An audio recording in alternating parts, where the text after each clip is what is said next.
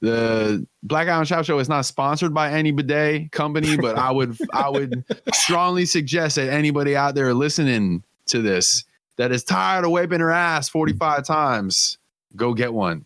And it'll change your life. Like the shit that we get happy about when we're this age, you know? Jesus Christ, man. What did you say? It was like Aphrodite. What did you say? Oh, it was like Aphrodite who was breathing on my ass right after she ate an Altoid. Gore told me I should be writing children's books.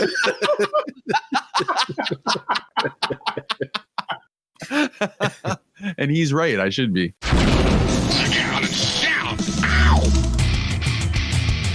Welcome.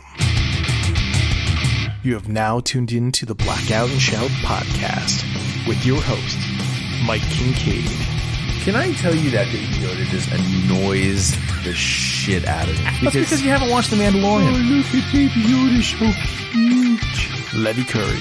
Some people do all sorts of crazy stuff, like dinosaur romance novels. Those are really a thing. Taken by the T-Rex. A billionaire dinosaur forced me, ravaged by the raptors. I wonder if there's audiobooks of them. And Jed Vargo. He was always like well known for wearing the Nazi outfit on. Captain Kangaroo? Captain Kangaroo. Didn't he have the... No. And he did not dress up as a Nazi either. So sit back. Mike, are you... Listen to me. Relax. Say, transform and roll out. And enjoy the show. Mike, you're hosting, you say? Yeah, sure. Welcome to episode 104 of the Blackout and Shout podcast. How's everybody doing out there in podcast land? You know, last time I said 193 and then you corrected me and said it was 103. And then I introduced the show as episode 193 anyway. Fucking great job hosting. Yeah, I'm sitting here with the grinder and I'm getting ready to get myself in the right frame of mind for the show tonight. How are you guys doing? Doing your... Hold on. My dad's calling me. Hold on. Oh, okay. All right, I'm back. Everything all right? Yeah, I thought somebody died. Oh, jeez. Christ. I'm assuming no one did? No, but I'm going to kill my dad. That's what's going to happen. Yeah, he just called me out of fucking nowhere. He never calls this late. He said he got a new phone. He was trying to fucking dial it out. I'm like, that's great. I said, I got to go. I'll call you tomorrow. Christ. So what were we talking about? Travesty averted. Where were we at?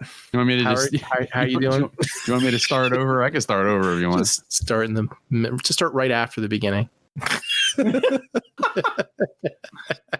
So I'll edit it all together anyway. It doesn't matter. No, I'll just leave it go. I'll just let it go. Go ahead, Mike. Yeah. So episode 104 of the Blackout and Shout podcast. How's everybody doing out there in podcast land, ladies and gentlemen? Well, Jed's doing great. I am. I'm wide awake now, man. Fuck it. My adrenaline's pumping. Your dad's haul this week includes a phone. And Jed had one heart attack. Yeah. I did. Yeah, you ever get that? Like you get that rush, and then after you got the rush going, and then you start to cool down, and you start to get you break out with that sweat. You're like, and then you're like, all right, good now. Yeah. So yeah. Neighbor brought me some coffee, so I'm getting better. Ooh.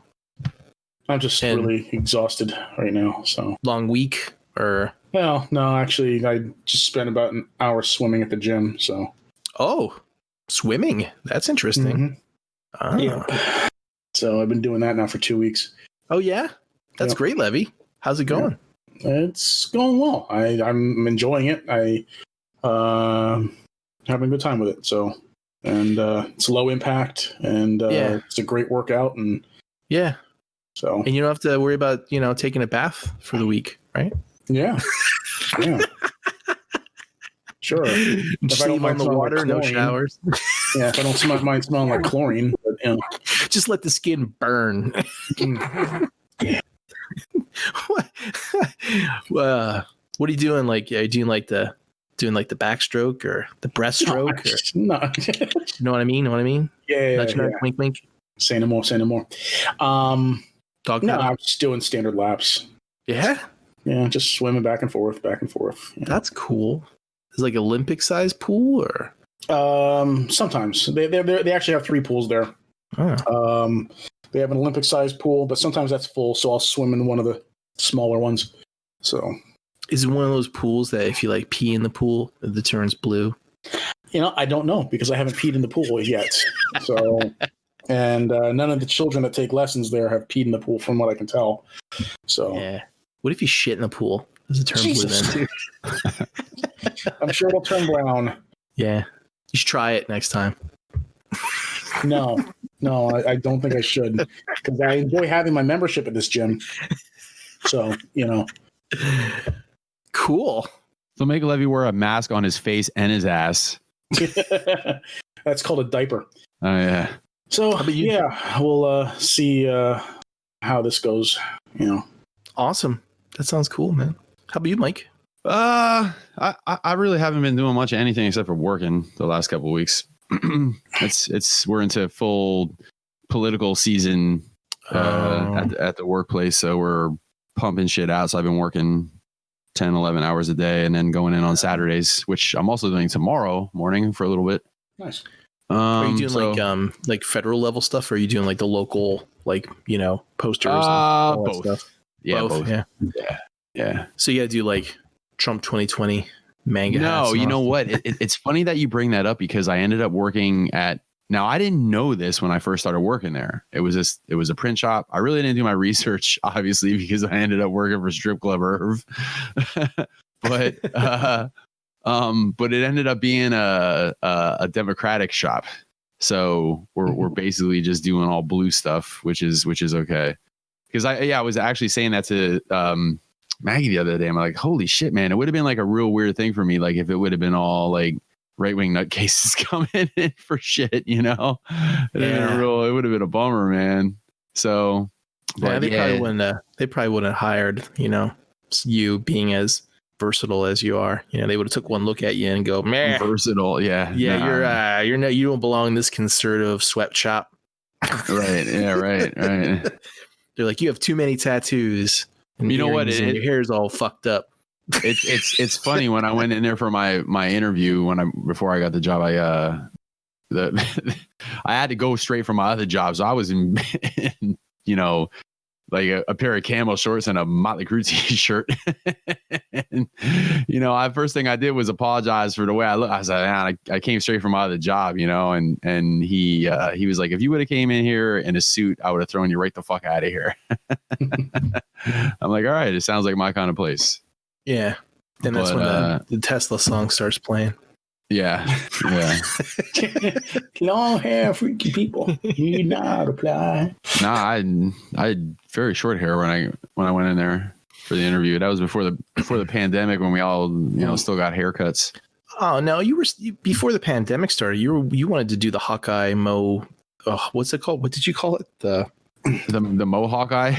Yeah, no, it was another word. What was it called? Well, not the Mohawk eye. It was the mullet hawk. Mullet hawk. That's it. Mullet hawk. No, I don't think I wanted a mullet hawk. I don't think that was my aim. Yeah, no, but I still had my hair short at that time. That was the only reason. Wasn't he trying to do a mullet hawk at one point before the pandemic? I know he was.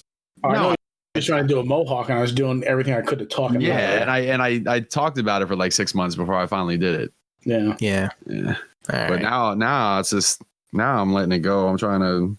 I don't know. Vanessa's in love with the crows. So I'm letting my hair get long so I can get like more ass if that's possible. those extra like 15 minutes a day I actually have right now, I'm trying to fill with more sex, So you told me that you hooked up something and tried it out this past week. I did. Tell me more. Well, I want to hear the firsthand experience. I wish you would have videoed it. That's what I would have wanted. I wanted a video, but that's okay. Actually, it would have been a like a bidet point of view, you know. We need like a reenact. We need like a dramatized reenactment. like it would have been in slow. It would have been in slow mo. I mean, you see my ass coming for the pot, like from the view of the bidet, and I would have put the Unicron music. Dun dun dun dun. Dun, dun, dun. Or actually, if you're doing a dramatic reenactment, you gotta do the Unsolved Mysteries music.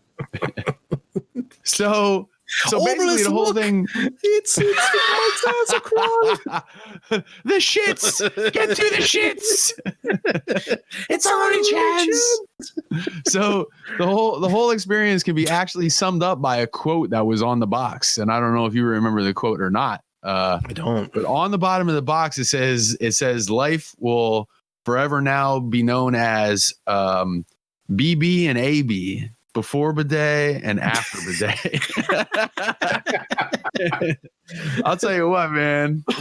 Like, you know, I haven't wiped my ass more than one time since I got it.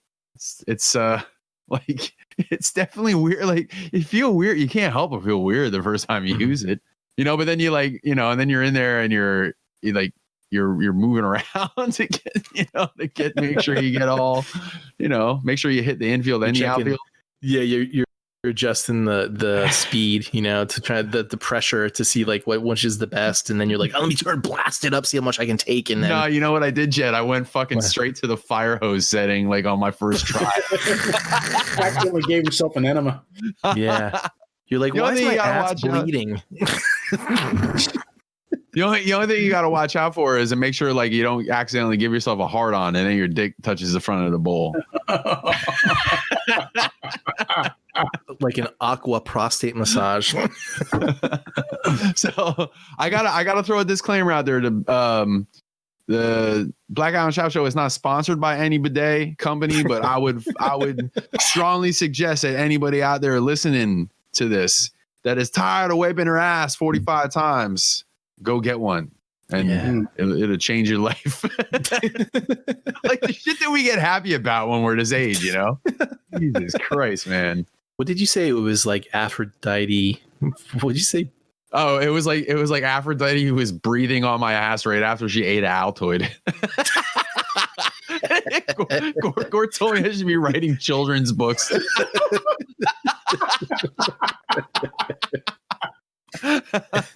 And he's right. I should be. Has any other members of your household had the guts to try it out yet? Well, Vanessa don't shit, you know that. So, so even if she used it, she won't ever admit to using it. And I think DJ is completely weirded out by it. So I highly doubt that. Did you like mess up at all and like turn it on and like shoot the side of your wall and shit? No. I had a hard time putting it in because like I don't know how your bathroom is set up, but like it was kind of tough to get in there because I got that little wall. Like the toilet is like back in that little recess, so it was a little. Jefferson was actually over, so Jefferson do it for you. Jefferson, I started and Jefferson finished it. Because I started tightening the one thing and then like I felt something pop, you know, and I'm like, oh man, and I'm like, well, I shouldn't have did that, you know, like I really like gorilla tightened something way more than I should have, but they gave you this like Teflon tape. I don't know what yours look like, but my Teflon tape looked like shit. And so he had it was like 3 inches of it, and it was like and it was all like someone chewed it up.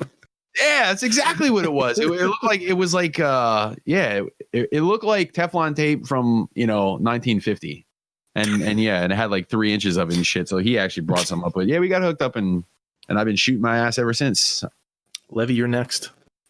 Actually, I think April did get one. Did she? Oh, dude, I'm telling you, man. We haven't installed. I think she did. I don't know. She's always buying something from Amazon. So I've been basically just working and shooting my ass with the bidet. That's all I've really had time to do over the last 2 weeks. So, awesome. But that's okay though. It's you know what I kind of like I know the overtime's coming once a year and we're going to be like crazy for a month during political season and then it's going to be over. So I'm just working as many hours as I can get in and get that overtime money.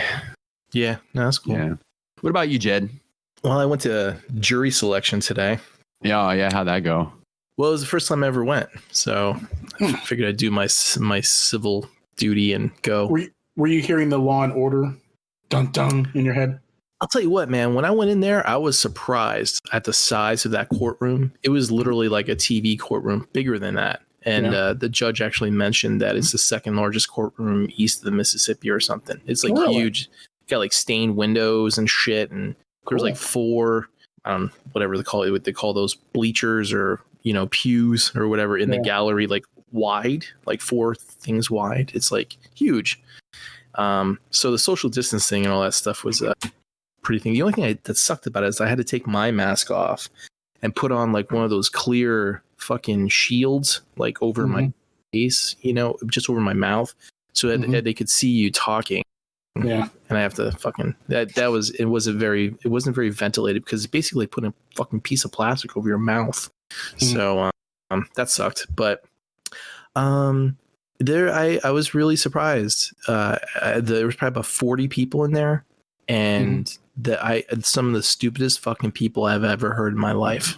I honest to God, I knew there was dumb people in the world, but man, some of the fucking answers that were coming out of these people's mouths about questions and stuff was just fucking blowing my mind. Blowing my mind. Though, were some of them like doing it on purpose just to get out of it? Maybe one guy was, but the other ones were, I swear, were completely stupid. They were generally stupidly honest and stuff. Like the one, you'll appreciate this one, Mike. There was like 3 guys in there. All of them fucking played softball with the defense attorney, so they were out.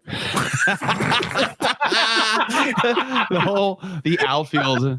Yeah, they're like, oh yeah, we played softball with so and so or whatever, and I'm like, 1, okay, but 3, I'm like, all right. So that was another one. Was like there was a bunch of like fucking people that were like, in law enforcement, so they were all out. Boy, hold on a second. Wow. Are you supposed to be talking about this?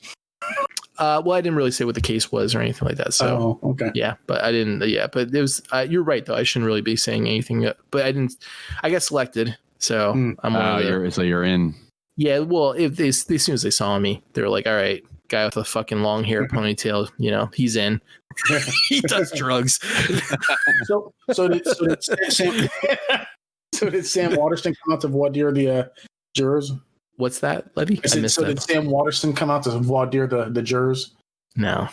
It was Jack McCoy on Law and Order. Was a really good one though. This was really good too. There was a bunch of them. Like there's like, besides like the people saying that they were in jail or they did jail time or this or that, or they were just fucking stupid or something like that.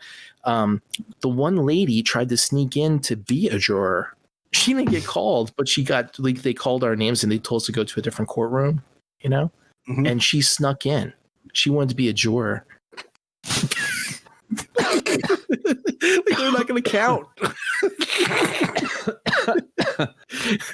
Like, okay, 12, 13, 14, 15?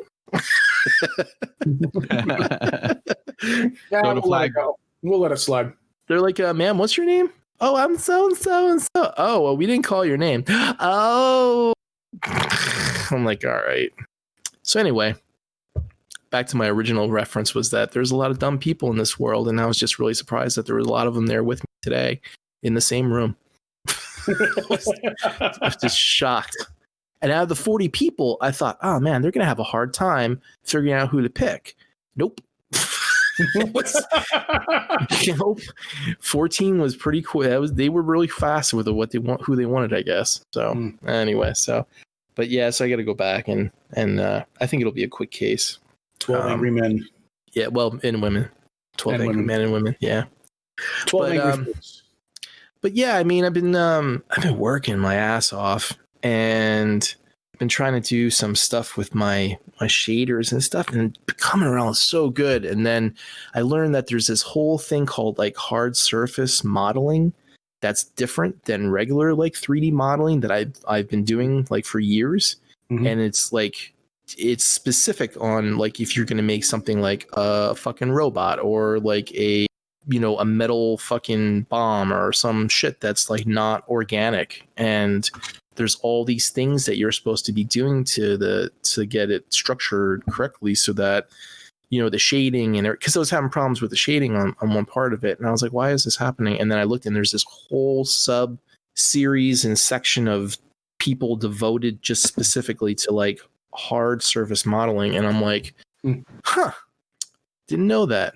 Glad I know about it now. So I was doing all these tutorials and stuff like that. But that's it. That's what I've been doing for the past 2 weeks. Yep. Levy, Cool. Do you have any shout outs, plugs, or hauls? Shout outs. I don't think I have any shout outs. I never have any plugs because I don't do anything with myself. As for hauls, I got a whole fuck ton of stuff. So, I was Levy. I was looking through Facebook Marketplace, and somebody was selling this like 112 fucking horse, and it looked so retarded. I was like, I should buy this for you. It's fucking. Like every time I see a fucking horse on its own, I keep thinking about how you're like super customizing and you needed a horse.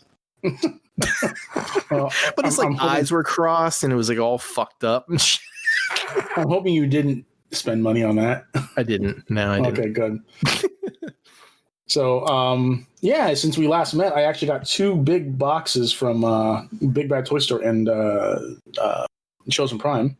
So, so I got finally got the Kang Toys Rampage and Tantrum. I got the Big Firebird Nicey, the X Transbots Motormaster, Fans Toys Wild Rider, Siege Mirage, SHF M Bison and Sagat, Storm Collectibles Raiden and Darkseid. Did you get your Raiden yet, Mike? I did not, because I didn't get that from TCP. I actually got that from Rich, and he's still waiting on his to come in. I got the Amazing Yamaguchi All Might, Earthrise Scorponok, and Marvel Legends Age of Apocalypse, and Punisher with the motorcycle. Jesus. Wow, man, you got a lot. Yeah, it was all stuff that I've been just letting sit for a long time. There might be even stuff in there that I missed, but you digress. Yeah. How is the did you open Raiden yet? Yeah. Raiden's fucking cool. Yeah, nice. Yeah. Would you I know you were fucking around with those Kang toys. How would you think after, having a problem with the hand? Yeah. Yeah, Besides the I hand. figured out what my problem with the hand was. I just pushed it in too far. So, when you fold it in, if you push it in too far, then it's like it becomes next to impossible to get out. So, but yeah, I was so mad. I was so pissed off when I was trying to get that hand out. It took me forever. So, but yeah, they're great. They're have really good build quality. They're big, very Zoid-like too. So I'm excited for a Dive Bomb. So Nicey is really nice too. It's a beautiful paint job on that figure. For now. So, and no, I didn't replace my chest with the squishy chest. So I actually I actually like the paint on the other one, on the hard plastic one. So it looks nicer. Yeah, you like that hard plastic. Yeah. But yeah, all in all, it was a pretty decent haul. So Nice. Jed, what about you? Did I mention that I got Cloud last time? I don't think so. Can't remember if I did or not, but I got the What is it like? Player's Kai version 2 Cloud. Oh, it was cool. Updated. Not Avid Children. It's like ever since the game came out, they've been reissuing all the characters. So he was first now, and then Barrett will be next month, and then they're gonna be taking a break for a couple months, and then the rest of the guys are gonna start coming out. Yeah. But I got him. He's pretty awesome. And just to know, I'll tell you what, let me tell you something. Shout out to Hobby Link Japan, man. You know how Ami is like fast with shipping through DHL. Like you'll order shit and like 2-3 days later you'll get it. Yeah, I ordered that shit from Japan from Hobby Link through DHL. It shipped yesterday and it came to my doorstep tonight, like an hour ago. Yeah. Wow. Yeah. How was the price in comparison between Hobby Link and Ami? It's kind of hard to compare because I got 4 things, so I got a bigger box, so it was like 37 instead of like 20, so probably around the same, I'm guessing. Probably like 20, 21, same type of shipping. Yeah. But yeah, man. Like the actual prices. How are the prices? Oh, prices of things. I think they're around the same. Yeah, maybe a little bit more expensive because they don't have that like whatever percent that discount that Ami gives you off the bat. But I wasn't buying like figures. I was buying something different this time around, and that's why I went to Hobby Link. So I got these Aoshima, AOSHIMA.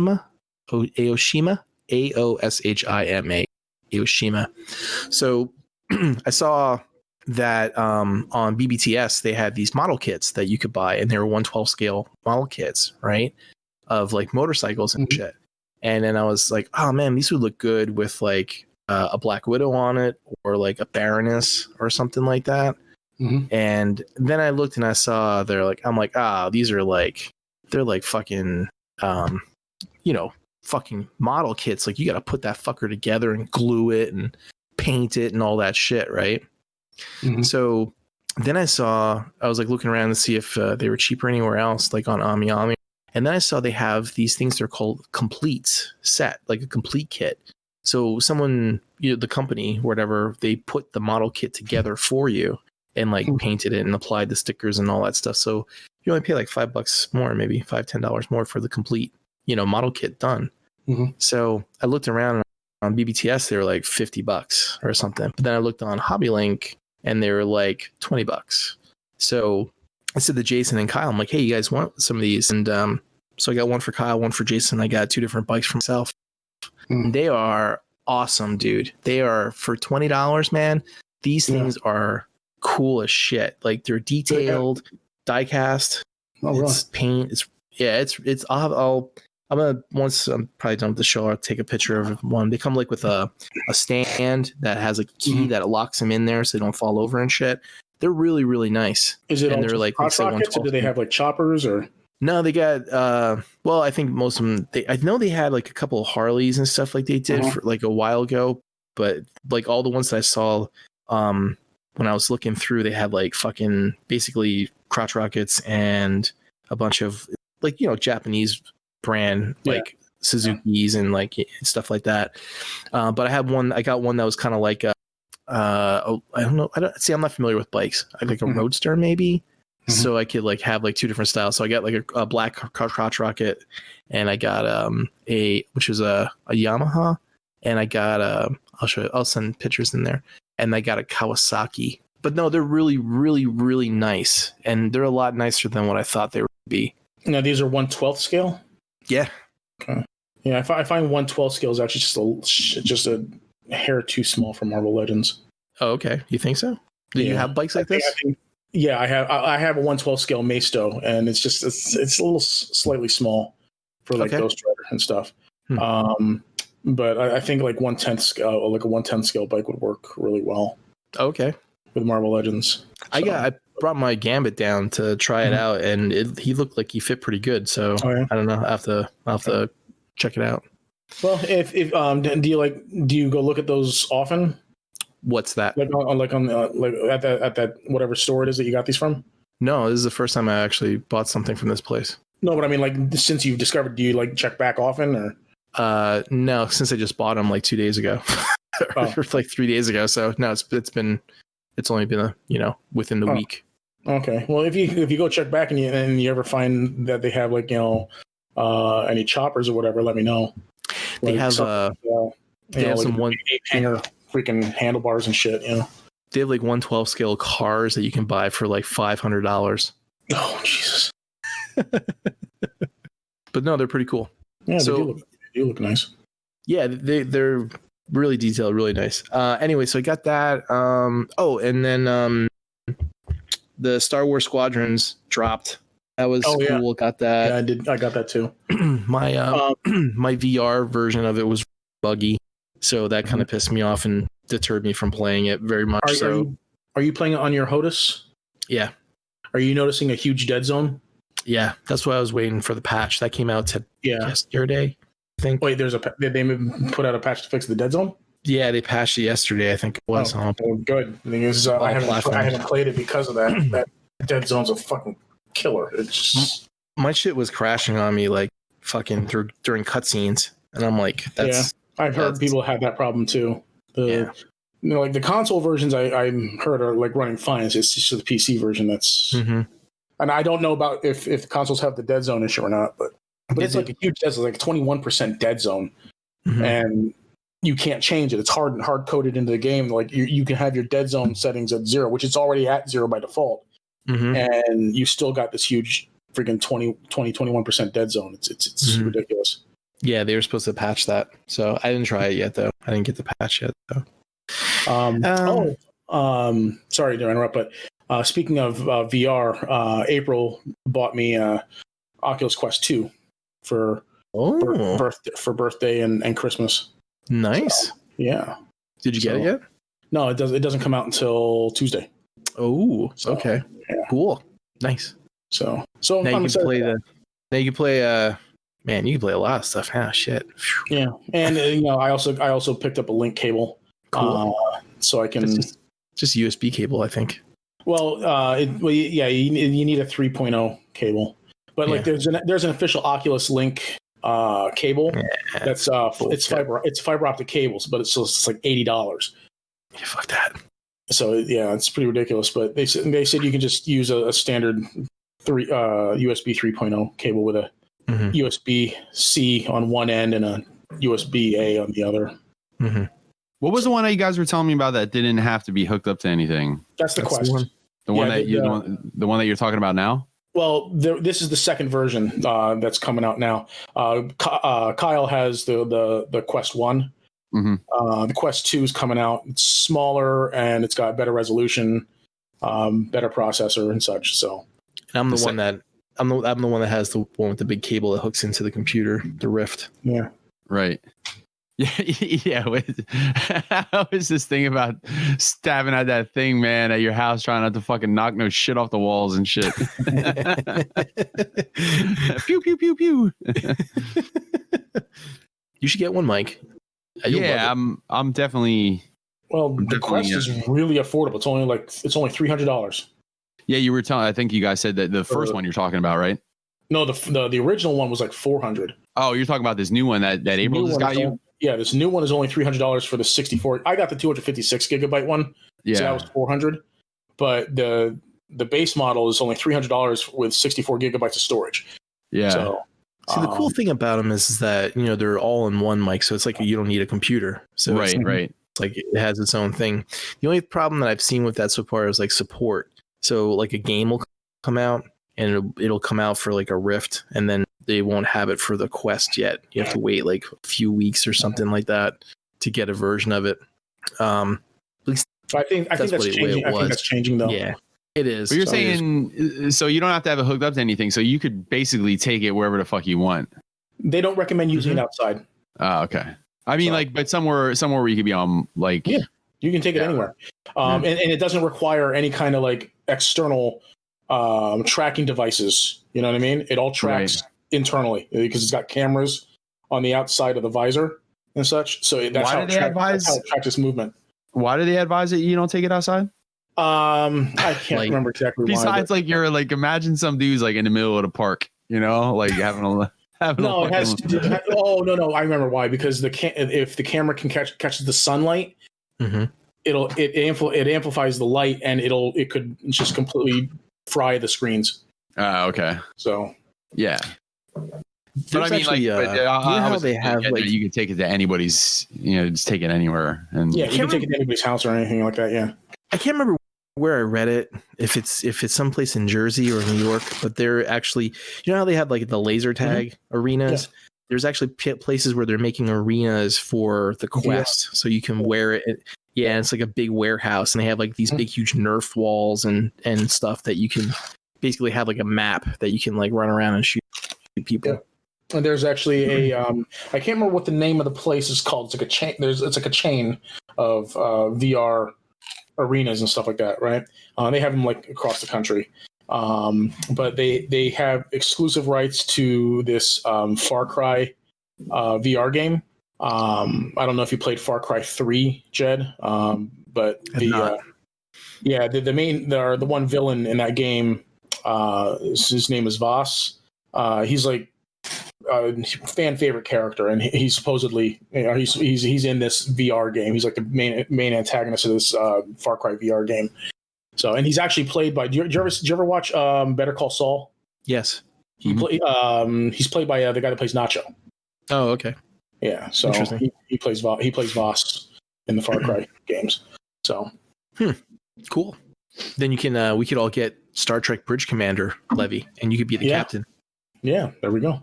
And we'll crash the ship into the fucking planet. Ramming speed. 3 to beam down. Red alert. Perhaps today is a good day to die. But yeah, back to my hauls and stuff like that. That's all I got. And shout out to all our listeners and people who've been following us on Facebook and Instagram. And sorry, I've been really busy with work, so I haven't been keeping up with the daily posts. Oh, shout out to Mike Pence's fly. Oh, and fuck you, John Bailey. Oh, yeah. Shout out to the Beast Wars Society group for being a bunch of sensitive fucks. Way to go. How are those guys going to treat the number one Beast Wars podcast like that? Yeah, to be fair, it was just one or two guys. They reported Levy's post. Oh, someone reported did.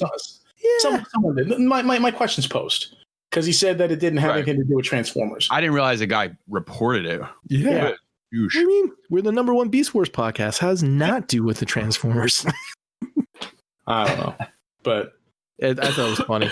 I thought it was really funny. Yeah, I think it was just one or two guys that were complaining about it. This has nothing to do with Transformers. But it's a Transformers and toy collecting podcast. So yes, it does. Yeah, no. Tyler came on and said, "Yeah, no, we're more than okay with this." So well, that's why I was nice to the guy. I wasn't rude to him or nothing like that. I explained it was like, no, our podcast is a Transformers and toy collecting and pop culture podcast, and I provided the link. And then he said something about, it's like, well, yeah, that may be, but I just don't feel. I feel like this picture was representative of Transformers. And I was like, well, I don't really think the picture needs to be, as long as it's promoting something that is. And so he just like posted a passive aggressive GIF that said, okay. And I said, well, be sure to listen to our latest episode, the Blackout Show podcast. he said, well, maybe the fly could be like an insecticon or some shit. Mm-hmm. Okay. All right, you wheezing basement dweller. Some people just don't have a sense of humor, because I thought that shit was pretty fucking funny.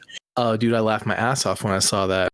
I'll tell you something. On Mike Pence's head, holding up the Blackout and Shout sign. Yeah, that's great. I can't. Hilarious. It's topical. It's funny, and it is in no way political, because it was not espousing, a political ideology one way or the other, left or right. It just happened to be on a political figure's head. So, By the way, I cannot get enough of the Pence fly. Oh, like there's sometimes when people beat shit into the ground and it's like enough already, but like the more like I can't get enough of the fucking fly, dude. My mom sent me one today of Miyagi trying to get it with the chopsticks. Did you see the one where Picard is on the bridge of the Enterprise and they have the Pence fly on the screen? It says, Data, what the fuck is that? Enhance. And it zooms in and it's freaking Jeff Goldblum from Jurassic Park leaning back with his shirt open.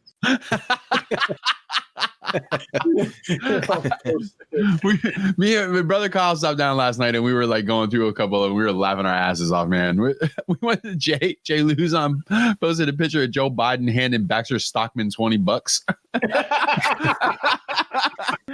Oh man, it's so funny though. It's like it's so American of everybody to like watch a presidential or a vice presidential debate, which is supposed to be like a serious thing. And what are we going to take away from this? And then I go on fucking social media and it's just like the fly has taken over social media. Well, yeah, because the whole that debate was just so fucking boring. Yeah, well, I mean, it was actually kind of normal, which is kind of a plus.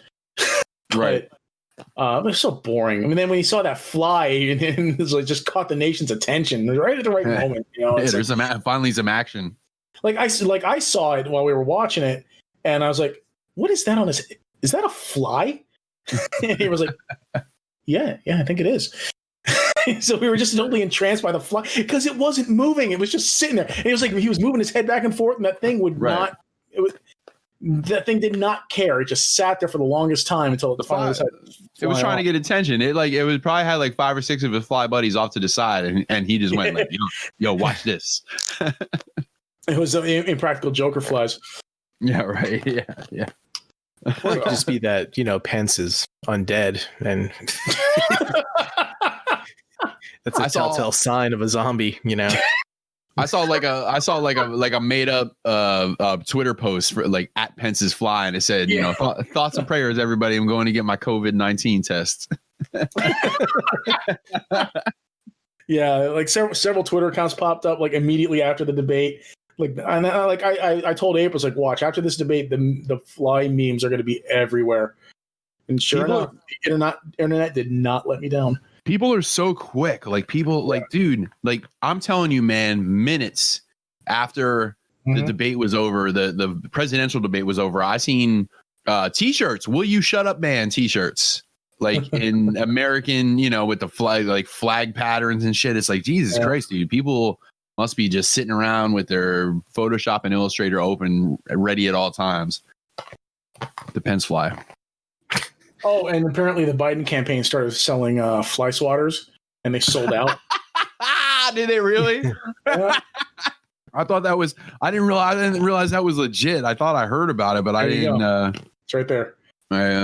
Oh my God, is that real? Yes, that's real. That was a sponsored post on Facebook. Do you think he's holding that fly swatter, or do you think somebody stuck that in his hand? I don't know, but dude, that's great. That was literally like not an hour after the debate. Pitching $5 to help the campaign fight, and that's the official Joe Biden freaking Facebook account, 2020 campaign account. So, and apparently they sold out of them. Yeah. On to the news. Yeah, that's all right. I didn't do nothing. Oh, we did. We totally missed Mike. Whatever. I got no plugs because I didn't do anything except for work, basically. Oh, I forgot to tell John Bailey to fuck off. So fuck you, John Bailey. No, you didn't. You told him. Yeah, you got it. Did I say it before? Well, that's right. You can get him. Yeah, get him again. He always deserves to be told to fuck off all the time. Yep, as much as possible. I don't really have any shout outs other than the regular. Thanks everybody for listening. And hauls. I actually got like a pretty decent amount of stuff over the last couple of weeks, for me anyway. So I picked up what Micromaster squad did I pick up? Fucking Jason Bren, man. He tagged me. Somebody was selling. What were they selling? It was the Constructor Squad, Micromaster Constructor Squad G1. And I got the Bumblebee Pretender. Remember those guys? Yeah. The Pretender Classics or whatever. I got that. That one's pretty nice, man. That one's like looked like somebody opened it up, like slid it out of the box, looked at the shit, and then put it right back in the box, and that's where it stayed since 1989 or whenever the hell it came out. But like stickers are unapplied and everything, and see, it's in pretty nice shape. Cool.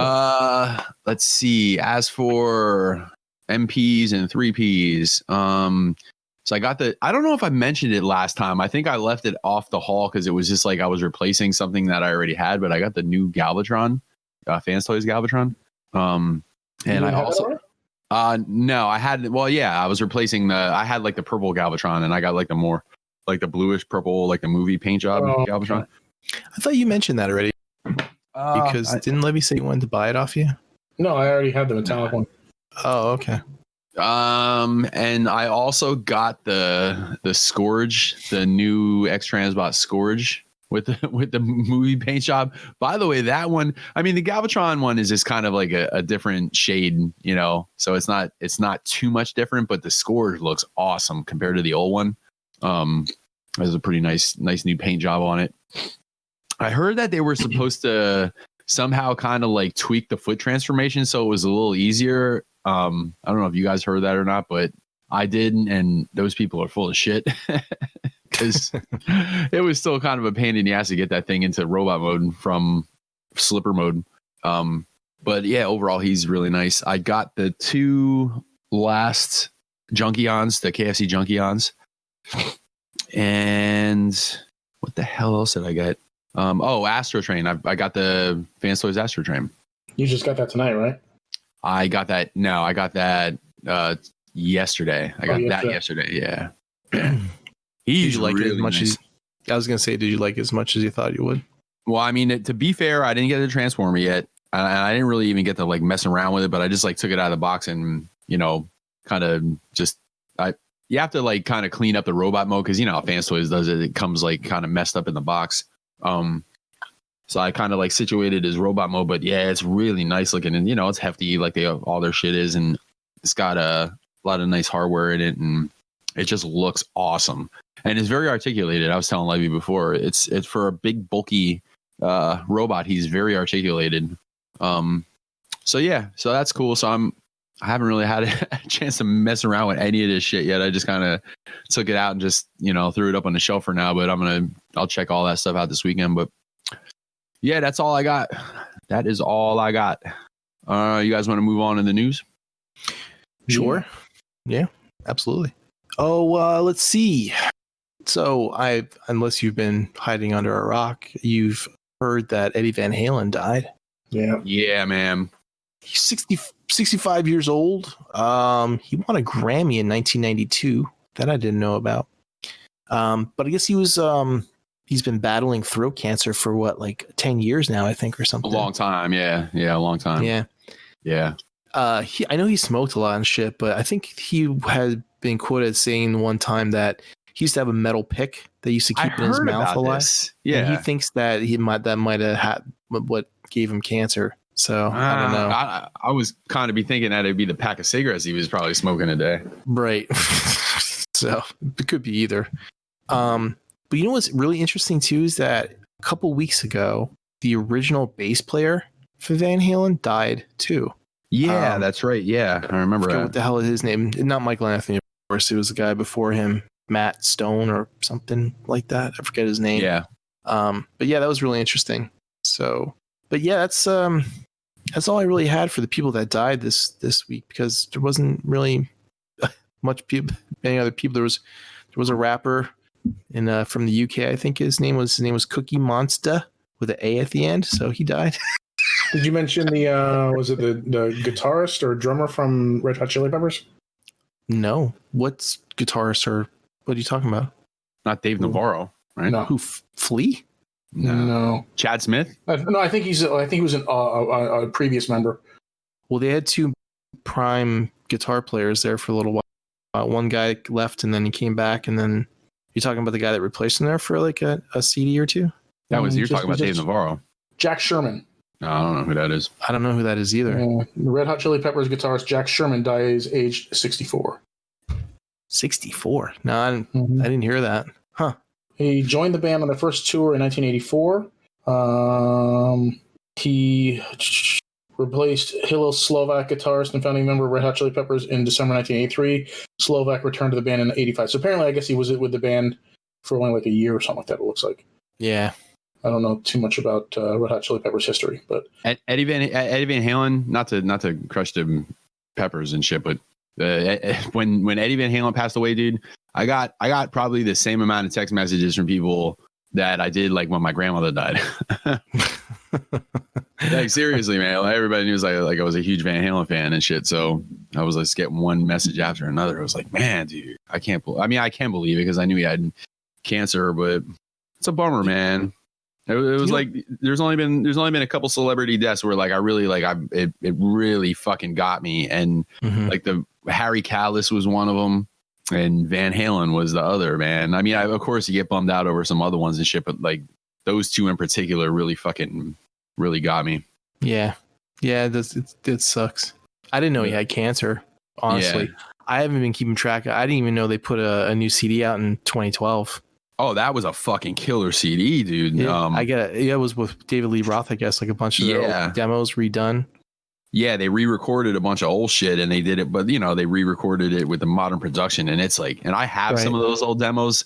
They didn't do them exactly like they did them. I mean, they kind of like reworked some things and shit, but it was basically a lot of, stuff that they had in the can for a while, and it was a fucking killer disc, man. Yeah, I got to check it out because I didn't even know it existed. Jed, did you mention you heard Tattoo? They were playing Tattoo on the radio for a while back when it came out, and they were playing She's the Woman. That one was getting a little bit of play. You'll probably recognize those two songs when you hear them, but I haven't overall, listened to the radio in probably 20 years. So I'm not really but I mean, sure. it was one of those ones you like. It's hard to escape. Like it was kind of all over the place. Maybe I'll have to check it out on Spotify. Listen to it once I found out about it. Fucking A, man. What happened? What happened with him and Michael Anthony? By the way, I know that he was saying that he was basically telling him what to play and shit, but there was like shit between them for a while, right? Yeah, I don't know how. I mean, I love Van Halen, his music, his playing, and all that shit. But from what I understand from reading shit about the band over the years, he was a little bit of a kind of like a micromanager and stuff. As you know what I mean, like not really worrying so much about what he was doing, but worrying about what everybody else was doing and shit. And that makes sense. I thought it was weird that they replaced, like when they had Dave go on tour, it would have been nice to see the total original lineup, but then Wolfie was up there, and Wolfie did a good job, to be fair. But the one thing that you can't replace, it's like Michael Anthony did all those. If you ever listen to any Van Halen, like the backup vocals and shit, some of those real high pitched backup vocals and stuff that really rounded out a lot of the harmonies and stuff, that was all Michael Anthony, man. He was a monster on bass and on vocals. Yeah. But I don't know. they always say, like, don't ever meet your heroes. I'm kind of glad I never met Eddie, because like from everything I've always heard, he was a little bit of a jerk, I guess. But as far as being a fan of his music and shit, I mean, I mentioned it in my post a little bit. It's like, man, like I don't know where I would be if I never heard Van Halen. You'd be a virgin living in your mom's basement. Yeah, really. Because I really was, man. I was a really fucking awkward, like introverted kid, like all through high school for the most part, or whatever. And then in some parallel world, there's a Mike Kincaid that like totally listened to Captain Sneal, and he was like, "Yeah, this is it." Yeah. And now he lives in his mom's basement playing D&D with his friends. Yeah. But man, I heard that shit and I fucking bought a guitar. And you ever see that? I mean, we're joking around about it, but it's totally true, man. Like once I started playing, I kind of like loosened up a little bit. But there's that. You guys remember that commercial where it's like a Pepsi? I think it's a Pepsi commercial, and a little kid, and like it was young Jimi Hendrix, and he was walking down the street and he was trying to figure out whether or not he wanted a Pepsi or a Coke, and he chose the Coke, but the Coke was in front of an accordion store. And the Pepsi was across the street in front of the guitar store, and he chose the Coke, and that was in front of the accordion store. And then like it cut right to a scene he's playing, or you hear Purple Haze like on the accordion, and it's like, man, it's like it's trippy, like it's funny, but it's trippy, like how little, like the tiniest decisions you make kind of shoot your life off in one direction or another. And it's like, man, sliding doors moment. Yeah, man. Like if I wasn't into, I mean, I was a big U2 fan and shit before I was a huge Van Halen fan, but Van Halen was really what made me want to play. And I don't know what I would be doing if I never started playing. Jed, did you mention Johnny Nash? No, he is the singer-songwriter best known for the 1972 hit "I Can See Clearly Now." Yes, I did know. I read that, but that I didn't feel like he was relevant to our show. Levy, fucking Eddie Van Halen died, man. Jesus Christ Almighty. Look, I happen to like that song. All right. Did you mention Road Warrior Animal? That was last time. Last week. Was yeah, it? last time. I could have sworn it happened within the last 2 weeks. That was 2 weeks. Yeah, that was 2 weeks ago. I mentioned that. Okay. Yep. Never mind then. Okay. Yep. Here, Levy Mike. He's trying to take over the show. Yeah, right. I knew that there was others. I just, he's giving me trailers. He's telling me who died. What's next? I also gave you a bit of nerd news too. If you check your Facebook messages. Oh, I didn't even look at my Facebook messages. Yeah. Look at that. Jeez. Yeah. All right. I'm just trying to contribute here. Okay. Thank you for contributing. I appreciate it. I'm an equal member of this podcast. I just, thought maybe I could contribute something, but you know what? I could just, sit back and let you do all the work, No, I appreciate you contributing. It's you're just being a little patronizing. it's no, I do. I actually do. I do appreciate it because I really don't want to do all the work. So let's move on to trailers. So the Invincible teaser trailer, Levy, popped up. Yeah. The animation. Yep. I have no interest in this whatsoever. How about you?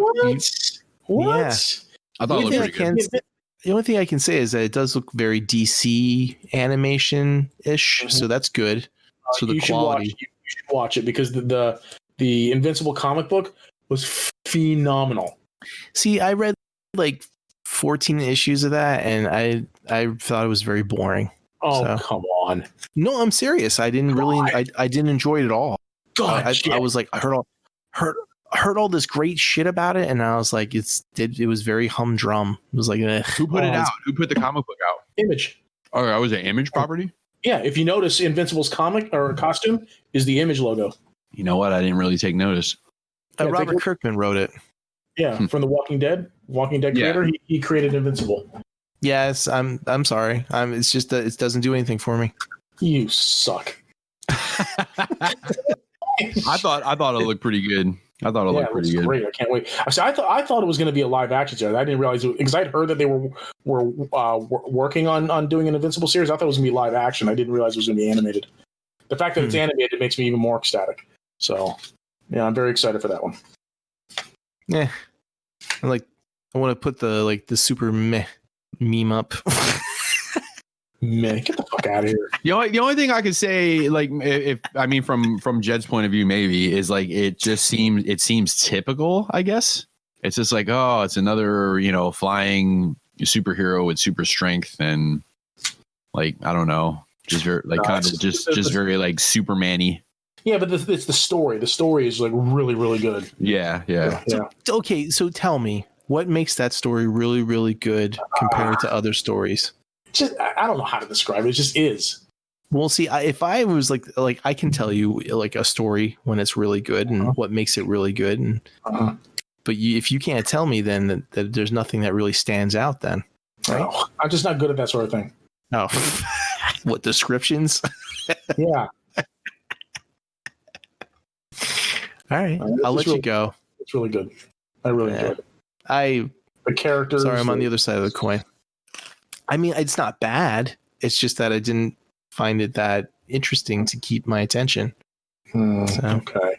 Well, you're entitled to your opinion. I am. And I'm not even going to say that your opinion's wrong. Again. But anyway, so how about Arch Enemy? What'd you guys think of this? Now I included this because I was like, I watched this and I was like, this doesn't seem like it's going to be a very good movie, but I wanted to see what you guys thought of it, what your opinion was. I know. I thought it looked interesting. I'll watch it. April actually really enjoyed the trailer. No, I'm sure she did. Yeah. It had Joe Manganiello in it. So, did she make you leave the room? Did she make you leave the room when she watched the trailer, Levy? No. Get out of here. Was she sweating at the end? Yeah. Yeah, I mean, I don't know. I don't know. I really don't have anything too interesting to say about it. It didn't really grab me by the bipper, I'll tell you that much. Oh, I thought it looked good. I was like on the fence. I was like, there's something about it that seems interesting, like the story of it, I guess maybe. But then after I watched the whole trailer, it didn't like really jump out at me. That for anything that would look good, but that could also be the person that put the trailer together too. So I couldn't figure out if he had superpowers or if he didn't. I think that's part of the story. I think that's going to be like the turn probably in the second act. Like it's going to be like the situations where I don't know, like what the fuck was the M. Night Shyamalan movie? Like was it Glass or whatever? Where like they were trying to tell everybody that they ended up having powers though, but they look great. They look crazy to some people. Could be like running around the nut house like Jim Carrey in Ace Ventura. Like, put me in, coach. I got superpowers. Levy, if it wasn't Joe Manganiello, would you still be that interested in it? Yeah, I have no attachment to Joe Manganiello. You don't? He's like one of the heroes of Dungeons and Dragons. Yeah, I mean, I like Joe Manganiello, but if it was someone else, I wouldn't care. Really? Yeah. I don't know. I don't believe you. Okay. I'm not beholden to Joe Manganiello, man. I think you are. Oh, what? All right, moving right along. Let's move to the next one. The Craft Legacy. How about that? That was interesting. Movie looks like garbage. For a reboot, sequel-ish type of thing, I actually thought it looked kind of good. A movie should be called The Craft. Wow. Is it going to be a movie or a series? I think it's a movie. It's a movie. So, well, I noticed that at one point one of the girls holds up a picture, and it's the girl from the first movie. Mm-hmm. Yeah. What's her name? Fairuza Balk. Yeah. So, so I guess there's going to be like tie-ins to the first one. I mean, like, or it takes place after it, obviously. Like it's a modern version, I guess, or not. It's not like a what's the word I'm looking for? Like a reboot? Reboot? No, not a reboot. Just a rehash, a remake. You know, it's not going to be a remake, is it? It's, from what I understand, it's supposed to be a sequel. Yeah. But I hate sequels when they reuse shit. You know, like when at the end, like when Mulder's standing there, and you know, oh, be careful. There's a lot of weirdos out there, and it's like, Mister, we are the weirdos. Like, just leave that in the first one. It was fine in the first one. It was a great line. Like, I hate when they recycle shit. You know. Yeah. One thing that ties the two movies together is that they're both shit. I like the first one. I like The Craft too. You didn't like it? That's trash. So you didn't like The Craft, but you like Happy fucking Death Day. Yeah, Happy Death Day is a great fucking movie. You're out of your fucking. You're out of your mind. The Craft was fun. The Craft is crap. I guess. Happy Death Day. Anybody listening, chime in on Happy Death Day. I gotta know if I'm the crazy one or if Levy is. That's what I think of your invincible Levy right there. Super. Yeah, I get it. Yeah, super. You know what? I really liked the music from the original Craft too. That was Graham Revell. He did a lot of really good shit, like dark shit back then. He did The Crow, I think, too, didn't he? Oh, I don't know. Yeah, ask Vanessa next time. I'm pretty sure he. I'm pretty sure I'll end up seeing that movie like by osmosis, even if I don't actually watch it myself, because I know she's gonna probably want to watch it. Yeah. By the way, that trend. The trend is like remember we were talking about like people taking songs and like, you know, making horror versions out of them or making different versions out of them to fit. Like they did that with I don't know if you noticed, but the Cyndi Lauper song was in that trailer. It's like, I guess everybody's doing that now. Yeah, that's the trend, I guess. Yeah. What'd you guys think about The Call? Ooh, this looks good, dude. Doesn't it? It looks awesome. That looks stupid. See, now he's just being a pecker. No, I'm dead serious. When April and I both watched that trailer, and we were like, this looks stupid. Well, no. First of all, the dude from fucking Saw. Yeah. So you could Tobin Bell. But the concept of him, and it's the grandma from Happy Gilmore. the concept, and the old late landlord lady from Kingpin. Yeah. You know what? She was in all those what was it, the Conjuring movies or whatever. Yeah. And like, I cannot. No, not Conjuring. It was Insidious. Oh, Insidious. Every time I see her, I can't get that fucking Kingpin thing out of my head. Like that's just how I see her whenever I see her. When freaking Woody Harrelson was puking his guts out. Yeah. Like, come on, it wasn't that bad. Yeah. What is it about great sex always makes me have to take a shit? You really knocked something loose there, Tiger.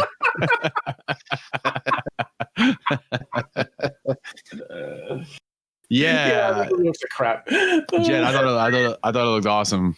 I just like the concept where they buried a phone with her. That's so good. That's great. I love it. Well, yeah, because it's you never heard, like, it's not you know, a lot of times, man, they're running out of fucking ideas, man. You know, so this thing was, I thought it was a unique idea. I thought it was a unique idea, and I don't know. It's you know, the dude from Saw. I love him in any horror movie that he's in, and yeah, I just think it's gonna be. I don't know. It looked good, man. It had me riveted. unpopular opinion. I'm actually not a big fan of Tobin Bell. No? Even in the Saw movies, I'm not a big fan of it. Dude, I thought he was great in the Saw movies, man. Really? Especially the first one. Well, he didn't do anything in the first one. He just laid there. Nah, but well, yeah, that is true. No, but he was in the rest of the fucking movie, though. There was a lot of flashbacks, and it was him on the tapes and stuff. He's For just the a most part, creep. he was just kind of laying there in the middle of the floor. All right, Lev. And that's it for the trailers. Yeah. Oh, wait a second. What about Fat Man? Didn't you guys watch that? Yeah. I didn't like that. You didn't like that? That movie looks great. I watched that trailer and I didn't include it because I didn't like it. I thought it looked kind of stupid. I like you didn't include it because you didn't like it. Well, I liked it. I thought enough of it to include again. It didn't feel relevant to the show. It didn't feel relevant to the show. I thought it was kind of dopey. I don't know. I think the movie looks great. I feel like Santa Claus, as Old Man Logan or some shit. Yeah. or as Rambo, did you see this? What is it? The latest Rambo movie? I can't remember what it's called. But John Rambo. No, that wasn't. Was it John Rambo? I don't remember. The last one. Yeah, the last one where he his niece or whatever, goes to Mexico and she ends up dying. I literally downloaded that movie and fast forwarded to the last 15 minutes, watched that, and that was it. That's kind of what you had to do with the Rambo movie before that, Basically it. To watch the whole fucking Rambo's history in an hour. Oh, speaking of Rambo, did you guys watch the latest Mortal Kombat trailer? I saw that he was going to be included in the new DLC. Yeah, I saw that. Yeah, Melina's back, Rain is back, and Rambo is a guest character. It was just a funny picture, the three of them. I saw a picture of the three of them together, and it just looked funny, Yeah. But now you'll be able to have your classic showdown of Arnold Schwarzenegger versus Rambo. Oh, because the Terminator's in it. Yeah, because Terminator is in Mortal Kombat. It's too bad they can't bring back the Alien and the Predator too. It is too bad. Yeah. Any other news you want to, pass along there, Levy? Any more trailers? No, I'm good. No. Okay. Cool.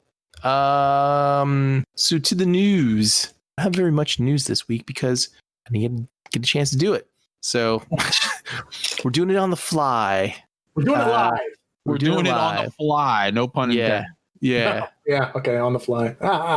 Levy, did you hear that Star Trek Voyager's Kate Mulgrew is going to return as Captain Janeway for Star Trek Prodigy? I did. They said there was going to be a Nick animated series? Something like that, yeah. On Nickelodeon? That's kind of weird. It sounds fucking stupid, but it's like I don't know anything about it. Bunch of kids go and they take a starship out for joyrides and shit and come back and I think I read it was it's a derelict Starfleet vessel because those are just ran around where kids can get a hold of them. Yeah. Yes.